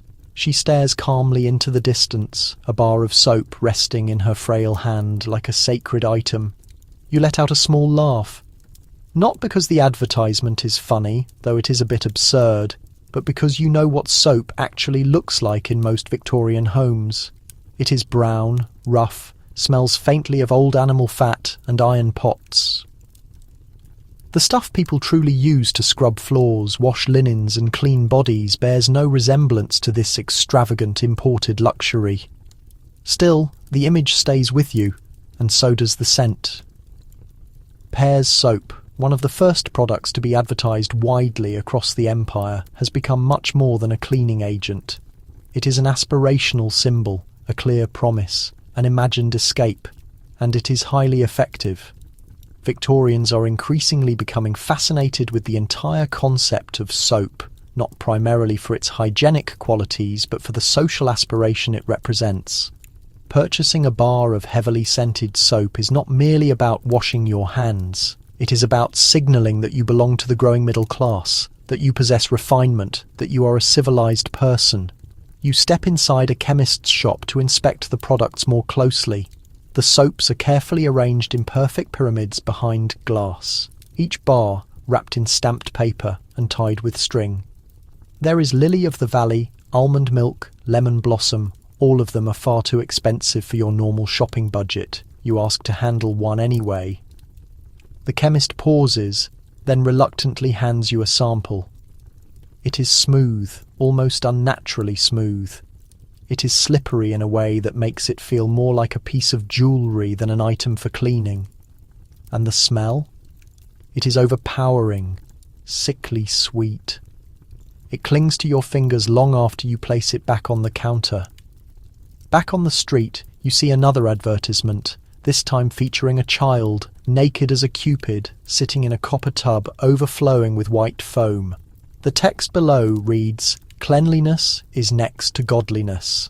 You have heard that exact phrase before, in religious sermons, in school lessons. It is not actually from the Bible, but it has become an accepted article of faith. Victorian society has adopted it as gospel truth.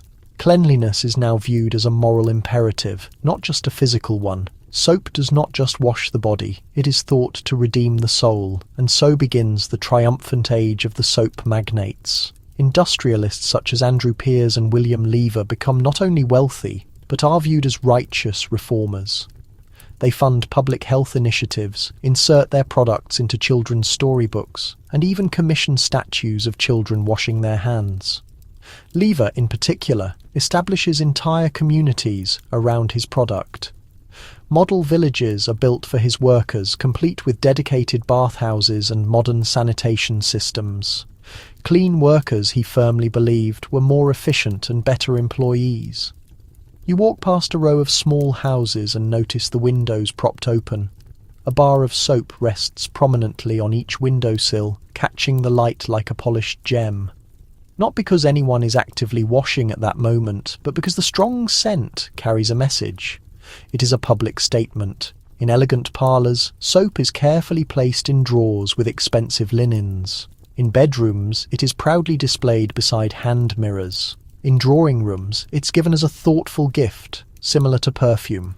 Even if it is never actually touched by water, it fulfills its purpose by suggesting order, purity, and virtue. You pass a young girl skipping rope, her arms dusted with chalk, and hear her chanting, "Brush your teeth and scrub your toes, or no one knows where the sickness goes." It is half rhyme, half serious warning, and entirely modern. Soap, once a basic tool, is now a statement of identity, and it is selling faster than ever before. The next day, you find yourself in a boarding house parlour where 3 women are exchanging gossip over cups of tea, each one clutching a different brand of scented soap like a social achievement.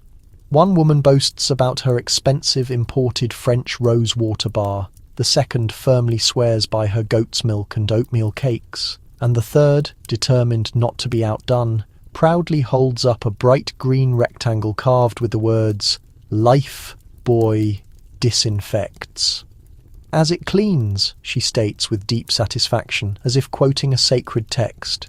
You try not to smile too broadly. These bars of soap might not be used daily, or perhaps at all, but their mere presence is significant. In Victorian society, soap has evolved into an emblem of personal restraint, social ambition, and moral standing. Whether or not you actually used it, you were expected to own it, display it, and discuss it. Soap had become the new silk pocket square. Back in your own small apartment, you take a critical look around. A bar of pears sits almost untouched in your dresser drawer, wrapped in a piece of delicate lace-trimmed cloth. You have had it for weeks. You occasionally smell it, perhaps rub a little on your wrists like a cologne. But when it is actually time to wash, you still instinctively reach for the rough brown brick that smells faintly of rendered bacon fat and scorched wood. Why? Because it is effective, and because the expensive, glamorous bar feels too valuable to use up. Still, the constant advertising has done its job. You have started to believe, maybe just a little, that the right soap could potentially change your life. Making you cleaner, yes, but also a better person, more polished, more deserving of respect. And you are certainly not alone in this belief. The concept of soap has infiltrated literature, religious sermons, and even public school textbooks. Children are taught simple rhymes to ensure they remember to wash behind their ears. Girls are praised for having delicate hands that smell of lilies. Boys are warned that dirty fingernails reveal a flaw in their character. The clean child is the good child, one popular pamphlet insists, illustrated with a drawing of a grubby street urchin being magically transformed into a glowing angel after a single bath.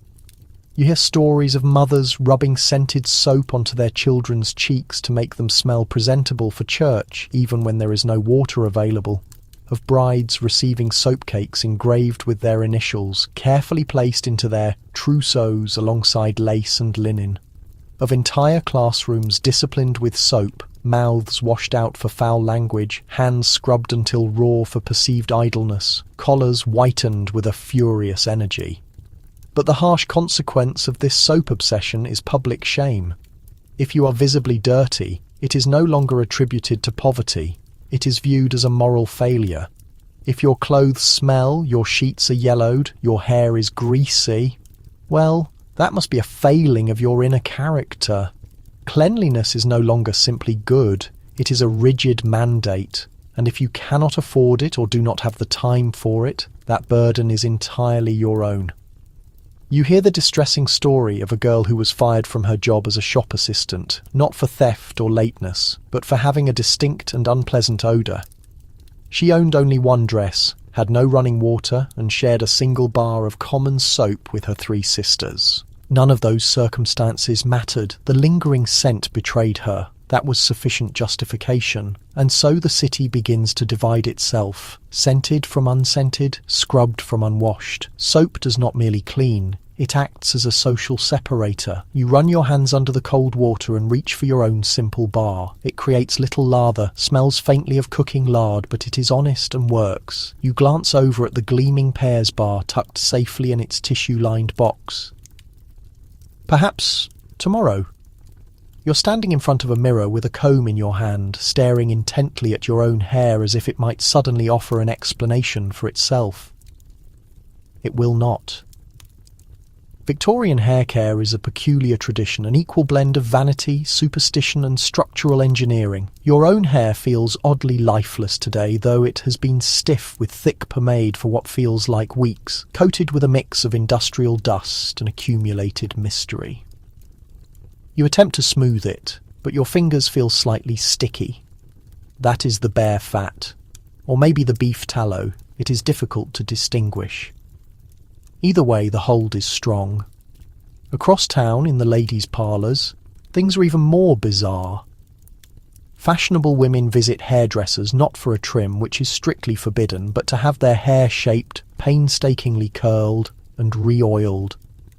Victorian women valued extreme length above all else, with many never cutting more than a few split ends each year. Hair was a powerful symbol of femininity, vitality, and purity. The longer it was, the better.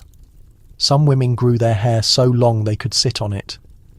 Others coiled it into towering buns the size of bread loaves, secured with sharp steel pins and a heavy-duty pomade that could likely repel insects. You once heard of a woman who completely lost consciousness at the opera, not because of the music, but because her elaborate hairstyle was so tightly wound and pinned that it restricted the blood flow to her scalp. It was a common reality that maintaining these complex styles was incredibly difficult. Washing was a rare event. Once a month was ambitious for most. Once every 2 or 3 months was entirely normal. Why? Because shampoo, as we know it, did not yet exist. Washing meant wetting the hair with cold water, scrubbing it with a mixture of vinegar or eggs or borax, and then enduring a long wait of hours, sometimes days, for it to fully dry in a cold, damp house. More often, hair was cleaned using completely dry methods, constant brushing, the application of powder and oiling. Some women used tightly spaced fine-toothed combs to distribute the hair's natural oils from the scalp all the way to the tips. Others sprinkled fine cornmeal or flour into the roots and then vigorously brushed it out, a rudimentary form of dry shampoo. You saw one woman pat her head with powdered chalk, then wrap it in a silk scarf overnight. In the morning, she insisted, it gleamed like a bright candle flame. The act of brushing itself was a significant ritual, 100 strokes every single night without fail, not just to detangle, but for blood circulation, for moral introspection, and for its appeal to a husband. If your husband happened to walk in to find you brushing your hair by candlelight, it was not merely charming, it was considered a domestic duty. Men were not exempt from these elaborate rituals either. Hair oil was a hugely profitable industry. Macassar oil, in particular, became so ubiquitous that antimacassars, those small white lace covers seen on the backs of chairs, were invented solely to protect the upholstery from the greasy heads of stylish gentlemen. You once sat on a train car behind a man whose oily pomade left a distinct dark hair halo on the seat's headrest. It shone there, a slick reminder that Victorian fashion always left a physical residue. And wigs were still popular, though they were often designed to blend with real hair or were built upon pads and rats, small cushions made from hair collected from one's own hairbrush. Yes, that is correct. You were expected to gather the stray hairs from your comb each day, pack them tightly into a small net, and then use that net to add bulk and volume to your chosen hairstyle. Efficient, slightly repulsive, and completely Victorian. You look once more at your reflection. The comb catches slightly in the back of your head. You pull gently, wince, then stop trying. It is simpler to just pin it up, add more oil, and forget about it. You decide instead to visit the local hairdresser, not for a haircut, but for a refreshing tonic massage, which sounds appealing and does not require getting your hair wet. The shop is small and neat, with mirrors polished bright, and chairs so tall, you need a small step to climb onto them. The hairdresser is a no-nonsense woman in a stiff apron who immediately begins to evaluate your scalp, like a general surveying a new battlefield. She tuts quietly to herself. Out comes the tonic, a thick, golden fluid that smells faintly of camphor, gin, and cloves. She pours it directly onto the top of your head and begins to rub it in with slow, determined circles. It stings a little, but you are quickly assured that this is a positive sign. The burning sensation means it is stimulating the hair roots. She leans closer and confides that one gentleman swears this very tonic cured his persistent melancholy after only 3 applications. As she continues to work, she explains that hair is more than just a matter of appearance. It is, she insists, profoundly linked to a person's character. Unkempt hair in the Victorian mind could be a visible sign of madness, intense grief, or moral depravity. Entire medical pamphlets were printed linking greasy hair to criminal tendencies. Children were scolded not just for having lice, but for general untidiness. Even widows deep in the process of mourning were still expected to maintain their hair decorations. Though dressed entirely in black and overwhelmed by sorrow, their braids were required to be meticulously neat. For women especially, hair was synonymous with their identity. They brushed it, pinned it, braided it, and almost never cut it. In fact, many Victorians genuinely believed that cutting a woman's hair could cause illness or disrupt her bodily humours, which did not stop people from buying it. The human hair trade was a flourishing business, with locks collected from servants, from children in orphanages, and even from the dead, then cleaned and meticulously woven into wigs, extensions, or elaborate plaits to be pinned atop the heads of wealthier women. You once read a story about a lady who proudly wore a braided circlet made entirely from the hair of her deceased sister. It functioned as both mourning jewellery and a potent fashion statement, a physical crown of grief. Men had their own superficial concerns. Barbershops offered a seemingly endless variety of pomades and waxes. Some claimed to promote new hair growth. Others simply helped sculpt the perfect sharp parting. Sideburns, moustaches and beards were all the height of fashion, but keeping them neat required significant effort. You needed a specific stiff brush, a straight razor, and perhaps a healthy dollop of imported bear's grease. Some gentlemen made the barbershop a daily stop, not out of necessity, but because controlling one's look was paramount in Victorian life. You look over at the next chair, where a young man is leaned back beneath a warm cloth, the tips of his moustache emerging like twin feelers. The barber is trimming them with painstaking care, using shears smaller than those for sewing. Behind the chairs, countless bottles shimmer: bay rum, bear's oil, cologne, and coconut pomade. You recall finding one of these at home, a bottle of bay rum tucked away in your father's cabinet. It smelled of tobacco spice and a strange antiseptic odour. He used it even on the days he skipped a bath, perhaps especially then. The stylist finishes with a light dusting of lavender powder and a quick brush through your waves. Your head feels fizzy. Your hair, despite remaining unwashed, feels fresh and buoyant, perfectly acceptable for high society. You exit onto the pavement and catch your reflection in a shop window. The light catches the oil just right. Subtle shine, a clean parting, no loose strands. To any passerby, you appear flawless, and that, in the Victorian age, is what personal cleanliness was about. Not health or comfort, but the illusion of complete management. You have been invited to a dinner party at a wealthy cousin's house. It is an evening event, complete with gaslight fixtures, 7 courses, and silverware so complex it requires instruction. You arrive early, nervously checking your shoes for any unlikely residue from the street. As you hand over your overcoat, you look around and notice something particular. Every single man has a beard.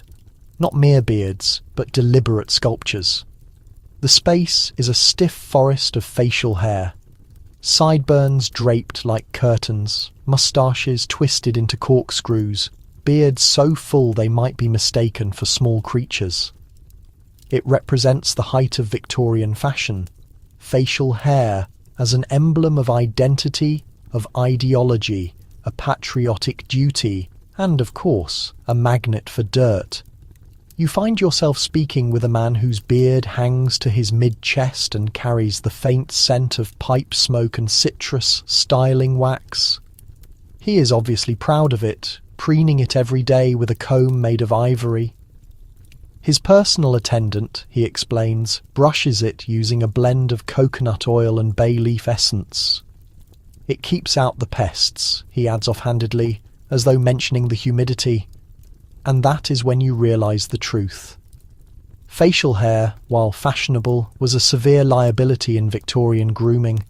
A beard was not just hair, it was a sponge. It collected soot, soup, perspiration and perfume. It caught stray food particles. It soaked up the city fog, and unless obsessively maintained, it quickly went from stylish to a source of bad smells. Still, men clung to them fiercely. A clean-shaven face in many circles was seen as childish or, worse, foreign. Following the Crimean War, soldiers returned home with substantial beards, which had been practical protection from the cold, and the style exploded. Even preachers, once proponents of smooth jaws, began cultivating whiskers as symbols of dignity. You step away to the restroom and observe your own image. You have been growing a modest moustache, neither too unruly nor too patchy. But you suddenly feel insufficient next to the Victorian specimens downstairs.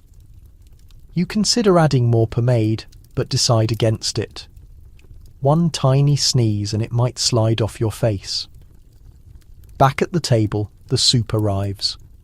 A gentleman, to your right, delicately blots his beard after each spoonful, using an embroidered serviette, folded like art. Across from you, another has resigned himself, his beard already darkened with consommé. You remember hearing rumours of special beard bibs sold in London shops, lace-edged pouches that hung beneath the chin during meals. One particularly clever individual invented the moustache spoon, a shallow dish with a metal barrier designed to protect the hair from the liquid. Brilliant, slightly ridiculous, and perfectly Victorian. But it was not all about fashion and spilled food. Barbershops thrived in this era, serving as both grooming establishments and unofficial medical stations. A barber could trim your whiskers, lance a painful spot, and pull your tooth, all in one visit. You would leave with a neater beard and a sense of relief, and the tools were not sterilised, naturally. Just a quick dip in cool water and back into the leather case. You recall reading about pogonotomy, the disciplined art of beard shaping. Some barbers studied it the way doctors studied anatomy. There were diagrams, principles, and specific angles. A man's beard had to match the shape of his jaw, his social rank, and even his political leanings. Radical thinkers favoured the wild, prophetic-looking beard. Conservatives preferred meticulously squared edges. Everyone was judging. Even Queen Victoria had strong feelings. She reportedly disliked beards, so naturally, half the royal court grew them out in quiet dissent. You return to your chair, now intensely conscious of every small particle near your mouth. You pat, you smooth, you drink cautiously, and you wonder how any man with a full beard ever achieves genuine cleanliness. Dinner progresses through courses of meat jellies, overcooked greens, and desserts that shake with alarming energy. But the longer you sit, the clearer it becomes that this is not just a dinner, it is an exhibition, not necessarily of the food, but of one's maintenance. Every guest has presented their best, most controlled version of themselves for the table, and nowhere is this more evident than in their grooming. The women opposite you are not just wearing dresses, they are wearing armour. Corsets cinched to near fainting tightness, gloves to conceal work-worn hands, and faces powdered to an unnatural stillness. Their hair is arranged like art pieces, often incorporating hair from other people woven into the structure. Wigs and hairpieces blend seamlessly with their own. It is beautiful, flawless, and probably irritating, you suspect. But tonight, the focus is primarily on the men. More specifically, their beards. You cannot stop studying them now. The reddish, fan-shaped beards streaked with coal dust. The thin, razor-like mutton chops, perfectly oiled and unmoving despite the heat. The long, majestic beard that hangs perilously close to the gravy dish. You overhear two gentlemen arguing about the best technique for removing tiny soot particles from a moustache. A damp cloth with a slice of lemon rind, one insists. A clean shaving brush with hard bristles, the other argues. Neither suggests actually washing it. That would be too extreme. Victorians did not clean their beards with water the way we do today. They feared that regular soaking might cause joint pain or a weakness of the face muscles. Instead, they relied on oils, combs, and powders to keep the beard presentable and pleasantly scented. Some barbers offered a beard steaming service, where a man would sit under a scented towel while his face was purified like an old rug. And yet, despite all this effort, beards remained an issue. Doctors of the era worried that dense facial hair trapped unhealthy fumes close to the mouth. There were published debates in medical journals. Could beards transmit illness or possibly provide protection against it? One surgeon asserted that a properly kept moustache filtered out harmful vapours. Another claimed beards were breeding grounds for sickness. The beards themselves, for their part, offered no comment. The conversation at dinner briefly moves to public health, and someone mentions the recent fever outbreak near the river. One woman coughs delicately into a lace square. Another man discreetly uses a small bottle of smelling salts. You look around, contemplating how many germs are currently residing in the collective beards around you. Probably thousands, but no one mentions it. Instead, they discuss trimming routines, the latest continental styles, and a particular barber in Knightsbridge who shapes beards to resemble the carvings on a Greek temple. A man with a goatee shaped like a gardening tool claims he's not been clean-shaven since 1849. Felt like a newborn mouse, he says with an involuntary movement. You try to avoid picturing it. Dessert is brought out, a soft, creamy dish, and you notice several men angling their spoons sideways, meticulously preventing the custard from touching their whiskers. It is an intricate ritual, a silent performance of accuracy, good manners, and self-restraint. And then one poor fellow sneezes. It happens so quickly, and the room falls silent. A wave of unease circles the table. His beard glistens faintly in the gaslight. He dabs it once with a napkin, then again, then acts as if nothing occurred. Everyone else follows his lead, because in Victorian social hygiene, sometimes the greatest kindness is not acknowledging what you see. You stand with the others after the final drink, feeling strangely grateful for your own small moustache. No trimming tools, no curling irons, no remnants of custard. Just a quiet, neat patch above your lip, one you can easily manage. The morning following the dinner party, you take a leisurely walk through a quieter part of the city. Smoke from chimneys hangs low, and the streets are still damp from a light rain overnight. You walk past a line of iron gates, behind which lace curtains move gently and polished shoes rest on front steps. There is a sense of calm here, a brief pause, but beneath these proper surfaces is a hidden world no Victorian etiquette book dared to mention, the reality of women's personal cleanliness. You stop before a small pharmacy window where, next to tins of tooth powder and aromatic salts, a subtle display of female health products rests behind cloudy glass. Most are vaguely labelled as being for the female constitution, to correct imbalances or for monthly difficulties. Bottles tinted dark blue and green, liquids sealed with wax, all cryptic, all in code. Because Victorian society was structured on not discussing women's bodies, a man could openly discuss joint pain, a bad stomach, or even pimples. But for a woman, her health issues were hidden behind polite phrases. She did not sweat. She merely developed a lovely sheen. She did not menstruate. She was having her time. And heaven help the young woman who needed to wash herself properly. In most homes, particularly among the wealthy and middle classes, talking about female cleanliness was strictly forbidden. Girls were expected to work things out by observing their mothers or sisters, perhaps catching clues from quiet conversations among the servants. Even taking a bath required negotiation. A daughter might have to wait until very late to use the copper tub, long after everyone else in the house had retired for the night. Privacy was considered more essential than hot water, and the water was often not clean, warm, or safe. In some areas of the city, women had to carry water from public taps located miles away, filling basins late at night and lugging them up several flights of stairs just for a chance to rinse away the dirt of the day. Underneath their heavy dresses, corsets, and petticoats, women wore chemises, long cotton undergarments that functioned as both clothing and protection.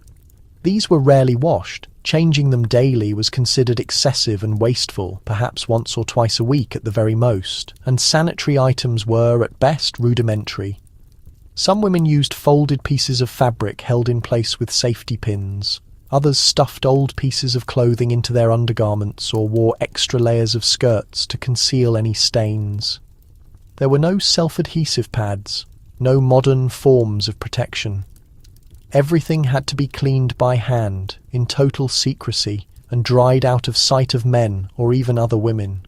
You remember hearing of one family that had a special basket painted blue for those specific cloths. It was kept inside a linen closet hidden behind the main staircase. If a male servant so much as touched it, he risked immediate dismissal for inappropriate behaviour. Even physical ailments were suppressed. Abdominal pain, fainting spells, backaches, a nervous temperament, poor blood circulation. Almost every real physical symptom was dismissed as a feminine weakness, something to be endured in silence, never addressed. You walk past a clothing store and notice a display corset in the window, sleek, painfully narrow, and potentially dangerous. Women would tighten these until their ribs were crushed, their internal organs shifted, and their breathing became shallow. Coupled with poor air circulation, underclothes that were seldom washed, and extended periods of standing or sitting still, you can start to grasp the true definition of a lady. It meant fatigue and stillness. Women were required to project a healthy glow, to smell like roses, to be immaculate, composed, and absolutely silent about their discomfort. You pause for a moment longer outside the store, picturing the woman who would wear that corset, how long it's been since her last bath, the multitude of pins securing her clothes, and all the truths about her own body she has never been permitted to vocalize. You enter a quiet courtyard where laundry flutters gently between buildings. Women's delicate garments are hung discreetly behind bed sheets, shielded from any public thoroughfare. This is more than just modesty. It is calculated strategy. A woman's personal cleanliness, particularly anything related to menstruation or intimate care, must be concealed, alluded to, but never overtly discussed. Even the soap she uses might be marketed as delicate cleanser or refined powder. Nobody dares to call it what it truly is. Nobody asks how frequently she washes that area. Even among close relatives, certain subjects remain off limits. Yet the reality of life for a woman in Victorian England was one of constant physical suffering. Corsets created raw wounds on hips and ribs. Stiff petticoats held in heat during the summer and soaked up dampness in the rain. Inner layers grew pungent, and the cotton chemise would cling, saturated with sweat. But to show distress, to give off an odour, that was socially forbidden. So women piled on layers of face powder, creams and perfume, anything to mask the evidence. Violet water, orange blossom essence, orris root. One widely used women's fragrance claimed to protect against disturbing, distasteful sensations. Simply put, it covered up body odour. You once heard about a governess who made her own refreshing rinse by steeping dried petals in gin. She only bathed once a month, but sprayed her chemise daily with this secret mixture, then pressed it dry under the bedclothes. Her employer never suspected a thing. For those with financial means, a private bath could be arranged with the help of a maid. The copper hip bath would be carried in, filled kettle by kettle, with a folding screen placed around it. The maid might stand nearby, eyes lowered, passing soap and linen cloths with the silent professionalism of a nun. Still, even these baths were infrequent and often scheduled around the menstrual cycle, as if a woman's body was only allowed to be clean when its natural processes became inconvenient. Working women, however, enjoyed no such luxury. Factory girls had to manage with basins behind doors, water hauled from communal faucets, and snatched moments of privacy in stairwells. A seamstress might wash her face and hands in the shop sink, but nothing more. There was no spare moment, no space, and certainly no tolerance for appearing anything less than fresh, which is why so many women resorted to feminine hygiene products. Talcum powders, herbal solutions, vinegar douches, and soaps explicitly advertised as for ladies only. Most were untested, many were hazardous. Some contained toxic substances like mercury or carbolic acid, but women used them regardless, desperate to maintain the appearance of control. Physicians, naturally, offered little help. Female patients were frequently diagnosed with hysteria, regardless of their ailment. Feeling tired? Hysteria. Minor aches? Hysteria. Mood fluctuations? Hysteria. One doctor famously asserted that excessive education was causing womb drift in young women, claiming that too much intellectual activity could literally cause their reproductive organs to wander. And yet, in the quiet solitude of their own wash basins, women continued to care for themselves, quietly, patiently, using rags, herbs and hands worn raw from boiling, scrubbing and stitching everything repeatedly. They wove grace into linen. They smoothed self-control into pleats. They powdered shame into silence. You observe an elderly woman hanging a freshly laundered chemise on the line. She checks the alley one time, then quickly pins it between two pillowcases. It moves in the breeze like a private matter, and in that small act you see the silent strength of Victorian women, not in their suffering but in their determination to remain composed, to remain clean, to remain unnoticed. You find yourself near the city limits, where the cobblestones begin to deteriorate and the chimneys lean like old, exhausted men. It is quieter here, less artificial light, more darkness. And the odour is different. Less like perfume and coal smoke, more like boiled cabbage, damp straw and unwashed human beings. This is where the city's children reside. Not the neatly dressed, ribboned ones posed in photographs, but the grubby, sniffling kind, those without a governess, a boot polisher, or a spare pair of trousers.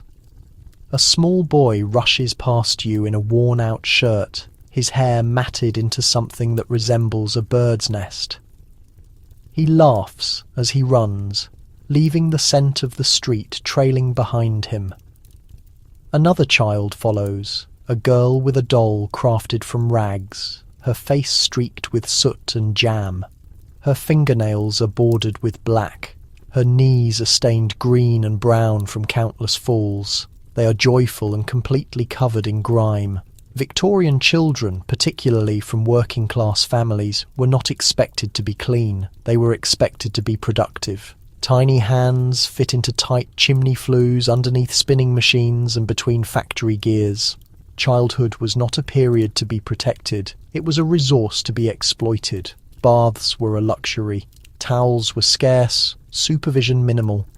In the cramped tenement houses where these families packed 5 people into a single room, water was collected in shared buckets and baths, if they occurred at all, were in the same metal tub used for dishes and laundry. Children bathed once a week if they were lucky. Sometimes it was once a month, or never. A mother you pass is kneeling by the curb, rubbing her child's legs with a wet cloth. She holds a sliver of soap, no bigger than a matchbox. She works systematically, not to make him pristine, but to make him socially acceptable, at least for school, church, or the foreman's inspection. You look into an alleyway and notice a washtub resting beneath a cracked rain gutter. Rainwater has filled it halfway, and 3 boys are taking turns splashing their faces. One of them snorts with laughter, shaking water from his hair like a dog. It may be the only bath he gets this week. School teachers often conducted hygiene checks, pulling up collars, inspecting behind ears, examining fingernails for dark crescent shapes of sin. Children who failed might face punishment, or worse, be sent home humiliated. Girls were expected to wear aprons over soiled dresses. Boys tried to tame their hair with broken combs or fingers. Lice were a constant presence, nits combed out with vinegar-soaked cloths, heads occasionally shaved out of desperation.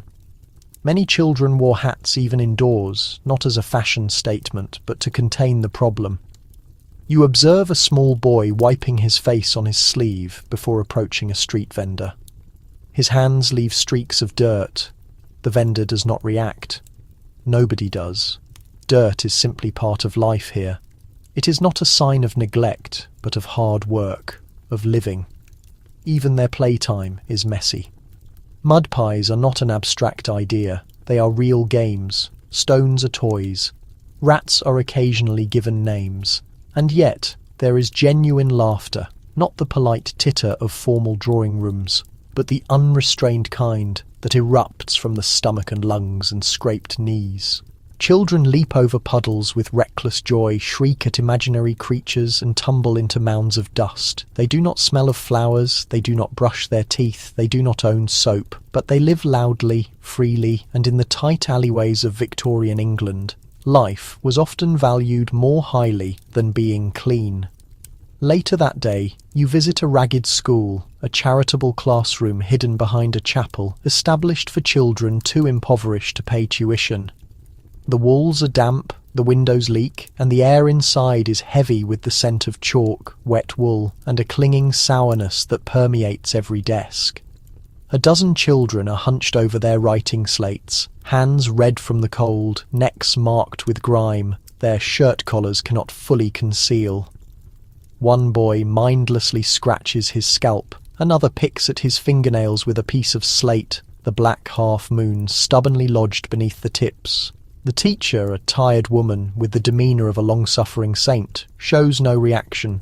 She is accustomed to it, likely keeping lice powder in her apron pocket. During the reading lesson, a girl in the back row begins to cough, a deep, rattling sound that causes the other children to stir restlessly. She covers her face with a piece of rag and wipes her nose on her sleeve. Nobody moves. There is no soap, no tissues, no extra water, just a brief silence before the reading resumes. You notice a poster crookedly nailed to the wall. Wash your hands, brush your hair, and clean your teeth. The words are idealistic, the children are less so. Most of them have never possessed a toothbrush. For many, washing means plunging their face into a bucket and drying it on yesterday's shirt. Despite this, the teachers persevere. At the close of the day, a few children are pulled aside for inspection. One by one, their nails are checked, their ears examined, their teeth looked at with gloved fingers, though the gloves are thin and already turning grey. You hear one girl being praised for no new fleas this week, and another is given a small wrapped gift. A piece of carbolic soap, no bigger than a sugar cube. She grips it like a treasure. Outside the school, mothers wait in their shawls, their arms full of cabbage leaves and second-hand shoes. One kneels down to button her son's coat, wetting her thumb with saliva to rub a smudge of dirt from his cheek. You glimpse a powerful love there, not the sentimental kind, but a fierce devotion, the kind that scrubs with vinegar and holds on to hope for a warmer morning. And what about the babies, the infants strapped to backs with tea towels and plain cloth? They are hardly ever bathed, just wiped with rags and powdered with flour if a rash appears, or left swaddled in layers of fabric that have not been near boiling water in weeks. Nappies might be rinsed, perhaps, but they are often reused until they tear apart, and the pervasive odour is never spoken of. Everyone simply lives with it. You follow one family down the lane, 3 children, one mother, a sack of firewood shared among them. As they walk past, the smell lingers. Damp wool, old potatoes, human breath, and something warm and sour. It is not a pleasant smell, but it carries no inherent shame either. It is the smell of people doing their best to survive. Back in your room, you wash your hands slowly, partly out of routine, partly from a sense of guilt. The bar of soap slips through your fingers. The water is brown at first, then becomes clear. You dry your hands and sit by the window, thinking of the girl with the tiny sugar cube of soap. She will make it last. She will snap it in half to share. She might even conceal it beneath her bed like a talisman, because in a world of dirt, cold and silence, even the promise of cleanliness is something worth clinging to. The sun is setting now, and with its departure comes the increasing stench of the city. It is settling in for the night. You drift past the alleys and into the meandering side streets where the actual state of Victorian hygiene, or lack thereof, is detected before it is seen, and then you find it, the night soil cart. It creaks slowly down the lane, pulled by an exhausted horse and accompanied by a man who looks as if he's not smiled since the last royal celebration. He wears a long apron and boots encrusted with filth, his face set in an expression of sheer practical indifference. His purpose? To gather the human waste from chamber pots, cesspits and outdoor privies and transport it far outside the city limits. If you have ever wondered where all the waste from those unwashed homes went, this is your answer. Victorian London lacked a functional sewer system until well into the second half of the 19th century. Until that time, families, regardless of their wealth, depended on night soil men to haul away their refuse, often by hand. They performed their job in the darkness, slipping down alleys, ducking into yards, emptying the contents of the privy pits into massive wooden barrels that sloshed with every jarring movement of the cart. And the smell, you already know what it is like. Imagine warm, fermented milk mixed into a soup of cabbage, water and old fish, then baked by the day's sun and stirred up at dusk. Privies, those small outdoor toilets shared by dozens of families, were often nothing more than brick shacks built over shallow holes. And when the pits became full, which happened frequently, the waste would spill over into basements, alleyways, and even the cellars of nearby dwellings. One newspaper in the 1850s jokingly advised readers not to store wood or coal indoors during heavy rain for fear it might float away on a current of human excrement. You turn a corner and see a group of young boys daring one another to peer into a privy door. One opens it and gags violently, stumbling backward and shrieking with laughter. The others cheer. It is a game, a test of courage. But you know what lies behind that door. Years of human waste silently accumulating, waiting for the nightman. For richer households, the process was slightly more refined. Indoor chamber pots were kept beneath beds, often fitted with lids and decorated with floral patterns, as if porcelain could lend dignity to the act. Some families even owned commodes, wooden boxes that resembled chairs but held a concealed pot inside. Still, someone had to empty them, and in most houses that duty fell to a maid. Imagine being a young girl, perhaps only 14, tasked with quietly navigating the drawing room with a full pot of someone else's waste. One careless move, and it is not just the carpet that is ruined, it is your reputation. Servants could be dismissed for spills, leaks, or even for making too much noise with the lid. Yet these chamber pots were used day and night, their contents left to ferment until the morning, when they could be disposed of out a window, down a chute, or, if you were feeling audacious, directly into the street. That is correct. Before modern sewage, some Londoners simply hurled the contents of their pots into the gutter with a cry of "Gardez-l'eau." A corrupted version of the French "Regardez-l'eau," or "Watch out for the water." If you were unfortunate enough to be passing underneath, let us just say umbrellas were useful for more than just the rain. You decide to follow the night soil cart a little further. It lurches out of the residential lanes and towards the city's grim perimeter, towards the fields where the city's waste met its conclusion, or rather, its next purpose. Because here is the troubling irony. Much of that human waste was recycled, given new names like London muck or pure. This potent mixture of night soil was sold to farmers and commercial gardeners as fertiliser. Yes, Victorian vegetables were often grown in the byproducts of tenement life. Carrots, onions, cabbage, all sustained by yesterday's dinner, processed through thousands of human digestive tracts, then shovelled onto fields with cheerful diligence. It was economical, it was efficient, and it was profoundly unsanitary. You walk past one such cart now, where a man stands calf-deep in what looks like mud, but is not. He lifts a shovel with an expert movement and sprinkles a row of seedlings. The smell is excruciating, but the crop is flourishing. In cities like London and Manchester, the sheer volume of human waste created monumental logistical problems. It accumulated faster than it could be removed. In the summer, the smell was inescapable. In winter, frozen privies transformed into dangerous towers of filth, brittle and sharp. There are documented accounts of icicles forming inside overflowing cesspits. Sometimes the issue became quite literally explosive. Methane gas building up beneath old houses caused deadly fires or sudden damage to floorboards. One recorded incident describes a woman whose living room floor was blasted upwards when the accumulated gas beneath her floor ignited from a dropped match. The insurance company blamed neglected infrastructure. She blamed the maid. Eventually, people began to demand reform, and then came Joseph Bazalgette.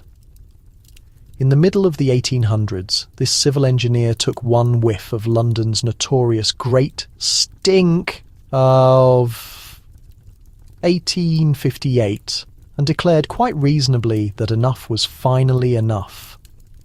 Parliament sessions had been suspended due to the unbearable odour rising from the Thames River.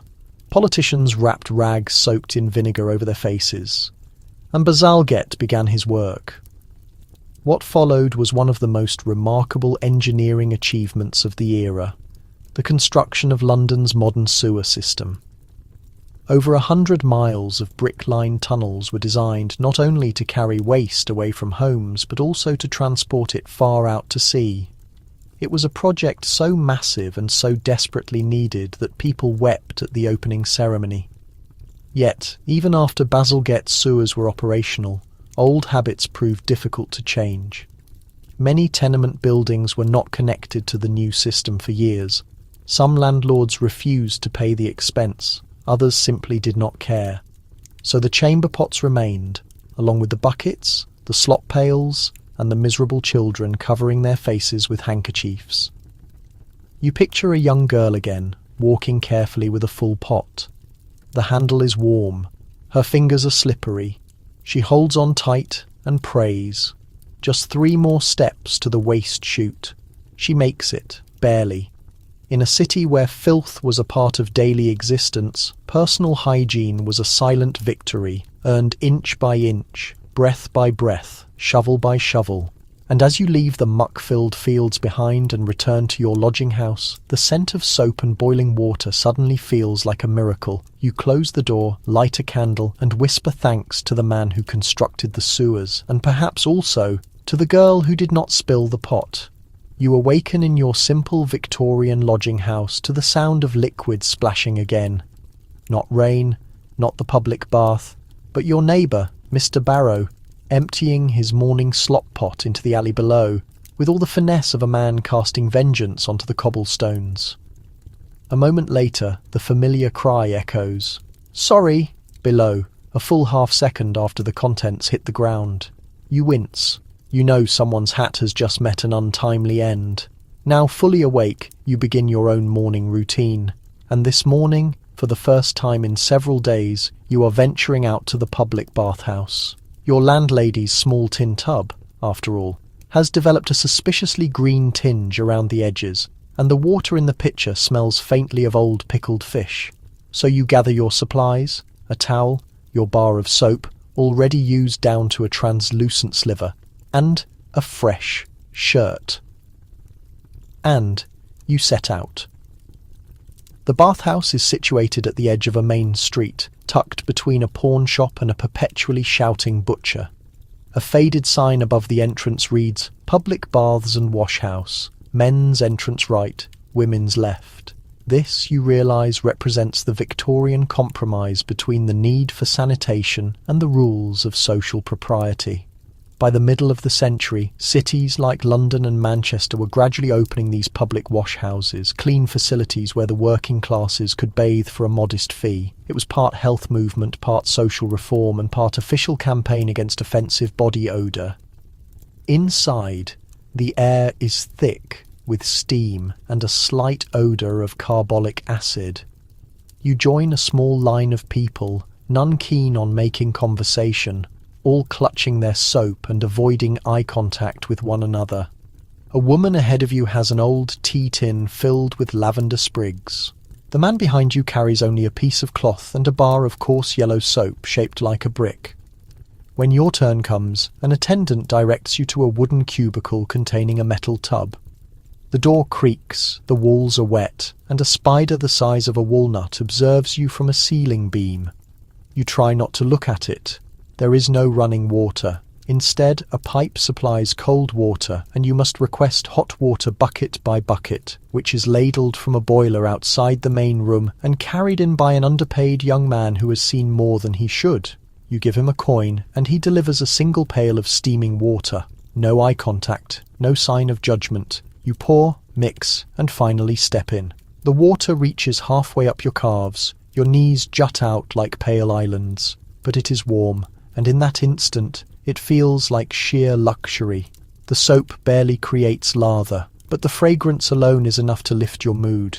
You scrub your arms, your legs, your neck. You save your feet for last. They are always the dirtiest. Victorians were not known for thorough full-body bathing. Even in public facilities like this, many people washed only their face, hands, underarms, and undercarriages, as they delicately termed it. To take a complete bath was rare. To do it every week suggested you were either excessively wealthy or very eccentric. As you rinse off, a strange sound comes from the next cubicle. Humming. A woman's voice, soft and shaky, singing an old folk song. You smile. It echoes against the tile and vanishes into the steam. You pour your last ladle of hot water over your head, clean for the moment. Feeling refreshed but squinting from the heat, you step out into the bathhouse's shared dressing area. The air here is cooler, but it carries the unmistakable smell of wet wool and mouldy floorboards, proof that even cleanliness in the Victorian era was tinged with a little grime. You pat your hair with a rough towel and look into a speckled mirror. Your cheeks are rosy, and for a fleeting moment you feel something close to satisfaction. You have completed a public bath with your dignity mostly intact. Not everyone inside has been so fortunate. You notice a boy no older than 12 trying to wring out his socks in secret, only to drop one into a puddle left by the previous bather. He groans, but does not complain. A woman nearby wraps her freshly cleaned body in a shawl that has clearly not been washed in weeks. Clean skin, dirty fabric, a familiar Victorian contradiction. As you get dressed, you overhear two elderly women whispering near the heating unit. One mentions Queen Victoria and how she only bathed once a month, whether she felt she needed to or not. The other snorts and replies, "More often than my Reginald." They share a quiet laugh, then grimace. The seats are cold, and you begin to understand something odd. Even royalty was not exempt from questionable hygiene practices. In fact, Queen Victoria herself had notoriously contradictory habits. While she promoted soap brands like Pears in royal advertisements, posing modestly next to pastel-wrapped bars, her own bathing routine was irregular, and her royal court was not renowned for its freshness. Prince Albert, on the other hand, was quite fond of cologne and clean shirts, which made him an unusual figure among his peers. Palaces such as Buckingham were not immune to filth either. Indoor plumbing was a late addition and, even once installed, did not ensure proper sanitation. Lavatories were subject to frequent clogging. Drainage pipes often emptied poorly into the local ditches or into subsurface vaults, and occasionally the resulting smell reached the main reception areas. Picture a fashionable duchess gliding through the ballroom, perfumed and powdered, only to step into a hallway where a draught was strong enough to deliver the stink of the entire East Wing's plumbing. It's no surprise they carried fans. It's no wonder they would suddenly faint. Royal washrooms presented another curious aspect of Victorian standards. Hundreds of garments, including petticoats, undershirts and stockings, were routinely boiled and vigorously beaten. Yet this cleaning method was harsh, and delicate clothing frequently shrank, ripped, or fell apart. It was a common sight for a lady-in-waiting to subtly use a hatpin to secure a frayed corset strap. Clean, certainly, but precarious. Nonetheless, outward appearance was paramount. That is why the royal family, despite their own sanitary shortcomings, endorsed soap in commercial advertisements. Not just ordinary soap, but civilizing soap. Soap that was supposed to reform character. You were not just rinsing off grime, you were supposedly washing away immorality, vulgarity, and the spectre of impoverishment, or so the manufacturers declared. One notable campaign even depicted a child of colour becoming white after a single application of Pears' soap. A deeply racist message, undeniably, but also a striking illustration of how soap was promoted to sell not mere cleanliness, but social conformity. In the Victorian view, being clean was not only close to godliness, but also synonymous with being British. You finish buttoning your collar and step back out onto the busy avenue.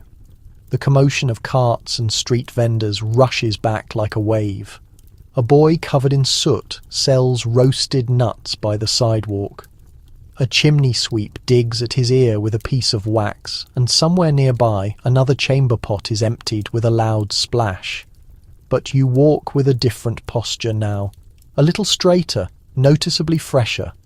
For the next few hours at least, you belong to the select, pleasant-smelling few. You are heading toward your dwelling beneath a grey, sloping sky. When your foot sinks slightly into something pliable, neither entirely mud nor completely solid, you do not glance down, you simply continue walking. That is the Victorian custom. But as you turn into your narrow alley, you are met by the quiet rhythm of a completely different custom, one not revolving around outhouses or public baths, but around pure routine. And routine in this period is revered, especially when it concerns a type of hygiene that has little to do with actually being clean. You walk past a woman kneeling, scrubbing the exact same front step she scrubs every single morning, the same stone, the same area, with a brush worn down to a pathetic little stump. Her apron is drenched, her face is etched with fatigue, yet she hums softly while she works. This is exterior hygiene, a unique Victorian preoccupation with what is visible. No matter what, dirt persists just inside the front door. Because while the inside of the residence may smell of damp blankets, mouldy walls, or the slop pail beneath the staircase, the entryway must gleam, the front step must shine, the railings must be polished and blackened. It served as the demonstrable evidence of good moral standing, and heaven help you if your neighbour held a different opinion. You pause for a moment to observe the man next door polishing the brass door knocker until it reflects his distorted grin. He is whistling off-key and uses the cuff of his coat to wipe the final smear. A young girl darts by with a rag fastened to her foot, gliding across the floorboards to dust the hall without bending over. Quite clever, really. Inside many working-class homes, it was not total body cleanliness that was important. It was the public zones, collars, cuffs, boots, hands. These were the elements people judged you by on the street and in the church. A soiled neckline indicated a lack of virtue. Dirty fingernails could imply drunkenness. Clean laces on your boots represented a mother's devotion. In fact, doing the laundry was a display in itself. And you know when that performance reached its height? Monday. Victorian. Monday was more than just a day of the week. It was wash day. And wash day was an ordeal. The entire house was rapidly transformed into a combat zone of bubbling pots, wooden ringers, steaming barrels, and ropes covered in linens like naval flags. Women laboured from sun-up to sundown, stirring sheets with long wooden poles, scrubbing shirts on metal washboards that scraped knuckles raw, lugging soaking clothes so heavy they could cause a back injury. And that was only the first phase. Tuesday was for air drying, Wednesday for pressing, Thursday for repairs, Friday for starching and folding. By Saturday you were too exhausted to recall your own name, but the laundry absolutely had to be impeccable. White had to be truly white, not grey. Not off-white, but pure white. They even had a term for the trick, bluing. Adding a tiny amount of indigo to the last rinse to make yellowed fabrics look whiter, because perception was more important than reality. You catch the scent of lye, detergent, and powdered starch coming from an open pane. Inside, a woman is fastening a crisp chemise to a drying rack, her arms shaking, her hairline damp with sweat. The floor beneath her is slick with soap and some darker liquid. Her daughter fans her with a pillowcase. You keep walking. This is not a moment for you to interrupt. You follow the aroma of starch and boiling water as it drifts down the passage, where clotheslines stretch between uneven chimneys like drooping banners of prayer, shirts, skirts, and stockings all stiff and vibrating in the cool air. A cat creeps underneath a woolen underskirt. Someone coughs softly behind a curtain. Welcome to the back alleys of Victorian Hygiene, the true setting where domestic excellence was evaluated, because behind every spotless front entrance was a yard full of ash piles, water buckets, and wash lines, and beneath every elegant white hat was a week's worth of skin abrasions and aching hands. You step past a row of metal wash tubs, some drained, some still warm. A young boy with raw-looking hands pumps water into a bowl, his shirt sleeve dropping into the flow. He barely reacts, just wrings it out and continues the task. You recognise the blank, weary expression, the face of laundry duty, humming some monotonous tune to endure the effort, and dominating the scene. In one section of the yard is a wooden device with huge cylinders and a hand crank. The mangle. Ah yes, the mangle. A terrifying fixture in the home. Its purpose was to squeeze water from clothes after washing, but before hanging, yet its appetite was merciless. One slight misstep of a scarf, a finger, a sleeve, and the rollers would snatch it with the ravenousness of a bank clerk on payday. You once heard of a woman who lost the skin from 3 fingers in a single incident. She returned to her ironing board the very next morning because ironing, you now understand, was the ultimate hurdle. Irons were not electric, they were chunks of heavy metal heated over a stove or on the fire. Too hot, and they scorched the cloth. Too cool, and they wasted your energy. Housekeepers tested them by spitting a tiny amount. If it sizzled, it was ready to press. If it did not, it went back on the heat. You pass an open doorway where a woman is pressing shirt collars, her movements steady and automatic. She has 6 ironed lined up in a constant cycle, 1 in use, 5 warming. Her small child sits nearby chewing on an iron handle. You wince instinctively, and yet the outcomes are stunning. Linen that holds its own shape, collars so crisp they could cut bread. A neat stack of drawers folded with almost spiritual precision. There is strength here, not just in the effort, but in the pride, in creating order out of turmoil, in preserving a good image when everything else around you stinks of industrial smoke and sewer runoff. Because that is the subtle theme woven through Victorian standards of cleanliness. It was not always about achieving actual sanitation. It was about the display of being clean, the demonstration of control in a world that was chaotic, unpredictable, and frequently terrifying.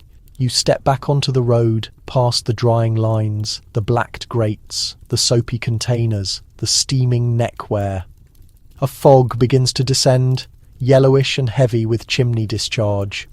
The day draws to a close, but on every doorstep you see the final shining effort of the day. A wiped knob, a swept entryway, a bucket placed upside down and cleaned inside. Because in the Victorian age, sometimes that minimal gleam was the only control you possessed. And somehow, it sufficed. You return to your dwelling as twilight settles like a dusty cover over the street. Lanterns sputter to life, some gas, some mere candles. Behind cracked panes of glass, the shapes of neighbours move across closed drapes. A metal teapot hisses from a distant window ledge. But inside your own rented space, something odd hangs in the atmosphere. Not a smell precisely, but a general feeling. A mixture of warmth, hard work, and the slight aroma of rosewater dabbed onto a rag to make the chamber seem fresher than it really is. Because this night is different. Tonight is the regular airing of the sheets. Victorian cleanliness was not solely limited to soap and bathing tubs. It also existed in the unseen customs meant to ward off dirt before it even appeared. And foremost among these was the practice of airing things out. The conviction was strong. Stale air was hazardous. It could bring about sickness, melancholy, disease, or even immoral impulses. So you remove the sheets from your sleeping place, one corner at a time, and drag them toward the window frame. The air outside is chilly and damp, but you lean out regardless, shaking the cloth over the ledge. A gust of chimney smoke responds in kind. You sigh, half amused. Still, the action feels necessary, symbolic, almost like releasing the bad, and inviting in the, well, marginally less bad. Victorians believed intensely in the purifying potential of fresh air. Bedrooms were ventilated, clothing was aired, pillows were struck and left hanging in haze and cold. Even if they were brought back stiff as wooden planks or moist at the stitching, the airing had occurred, meaning the ritual was successful. As you hang your pillowcase from a small nail by the window, your landlady enters, carrying a small cup of vinegar and water. She begins to sprinkle it around the floor edges with delicate flicks. You do not ask why, you already know. It is to ward off the lice. Because here is the unspoken truth, the one not found in the refined literature. Almost everyone in the Victorian period suffered from lice, fleas or bedbugs at one time or another, from chimney sweeps to the titled aristocracy. There was no disgrace in it, simply a silent acceptance and a large market for homemade cures. Combs soaked in turpentine, camphor bags, vinegar rinses and mysterious powders from the apothecary's shelf. You grab a comb missing a few teeth and pass it through your hair, just to be sure.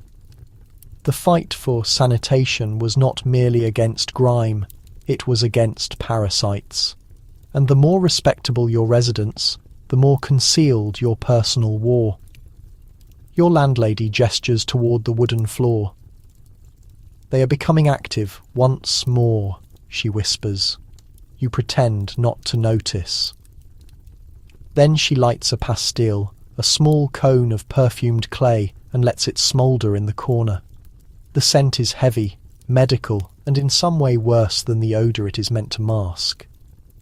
It is supposed to eliminate bad air or spirits, or maybe both. You sit down on the bed frame while the sheets flutter by the window. The mattress makes a slight crushing sound beneath you. Straw. Not ideal, but it has been aired recently, which means it was dragged into the small courtyard, beaten with a stick, and left to absorb pigeon waste and solar heat in equal measure. Still, you are grateful for what you have in this life. A moderately clean bed, a comb with some teeth, and a neighbour who offers a warning about insects. That constitutes a successful evening. The sheets are back on the bed now, still a little cool from the evening mist, but they carry a faint smell of coal dust and lavender detergent, which is better than you could have expected. You slide beneath them, taking care not to touch the wall. The wallpaper has swollen from moisture and once harboured a trail of tiny silverfish. Now it just peels away, exhausted and curling like old paper, revealing its secrets. Your feet find the warm brick wrapped in cloth at the end of the bed. A humble man's foot warmer borrowed from the kitchen hearth. The relief is immediate, and the strain of the day begins to dissipate, one tired muscle at a time. But just before you drift off to sleep, you remember one final obligation. The nightly vinegar washing. Not for your hair this time, but for the commode. You move off the covers and retrieve the ceramic pitcher, your trustworthy, if slightly damaged, porcelain companion. A splash of vinegar, a quick swirl, and the soothing fantasy that the next morning will somehow feel fresher than today. This is the last quiet act in the complex show of Victorian cleanliness. Not the specialised soaps, not the harsh scrubbers, not the arduous laundries, but the small, private routines enacted behind closed doors. The silent knowledge passed down from mother to daughter, from landlady to tenant, from maid to maid. You light a small piece of candle and allow it to flicker beside your bed just long enough to check your fingernails. Clean enough. A slight ring of dirt still remains beneath the tips.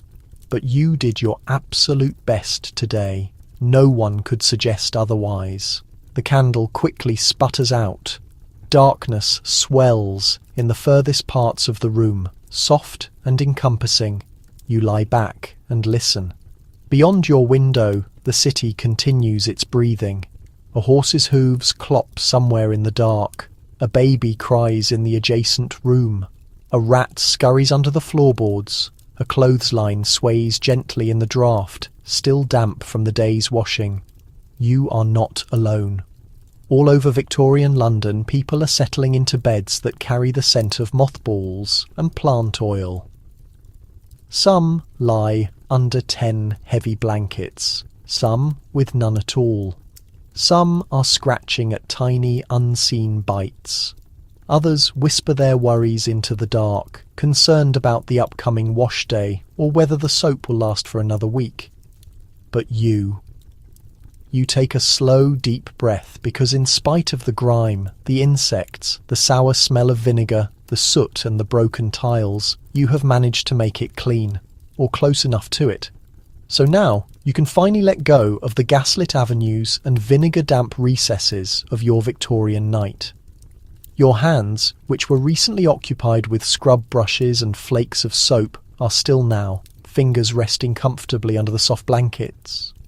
The metallic clamour of mangle rollers, the hiss of boiling lye, the faint creak of work-worn boots on cleaned stone steps. They are growing distant with every slow breath. The city outside keeps its murmur, but it no longer demands your vigilance. The gas lamps are dimming, clothes lines swing gently in the breeze, their weight lifted, even as chamber pots rest silently in the corners of 100 different bedrooms. Their job is complete, for the moment. You have journeyed through every stage of a world where being clean was more than just a chore. It was a formal custom, a public display, a delicate expression of optimism against the general chaos and dirt. You have rinsed and squeezed, powdered and fastened, ventilated and pressed, and now you can rest. Allow your breathing to slow, let the soreness in your arms subside. If there is dust beneath your bed or soot on the window frame, it holds no meaning now. The threshold was scrubbed, the bed linens were aired. The story is finished. Picture a cold morning, steam rising from a kettle, sunlight filtering through tattered lace curtains. You are still half asleep, but someone has already started the ritual once more. Not you this time, not tonight. Tonight, you are simply here. Clean enough, secure enough, hidden beneath a patchwork of dedication and endurance. Let your body relax the way straw settles in an old mattress. Peaceful, authentic, complete.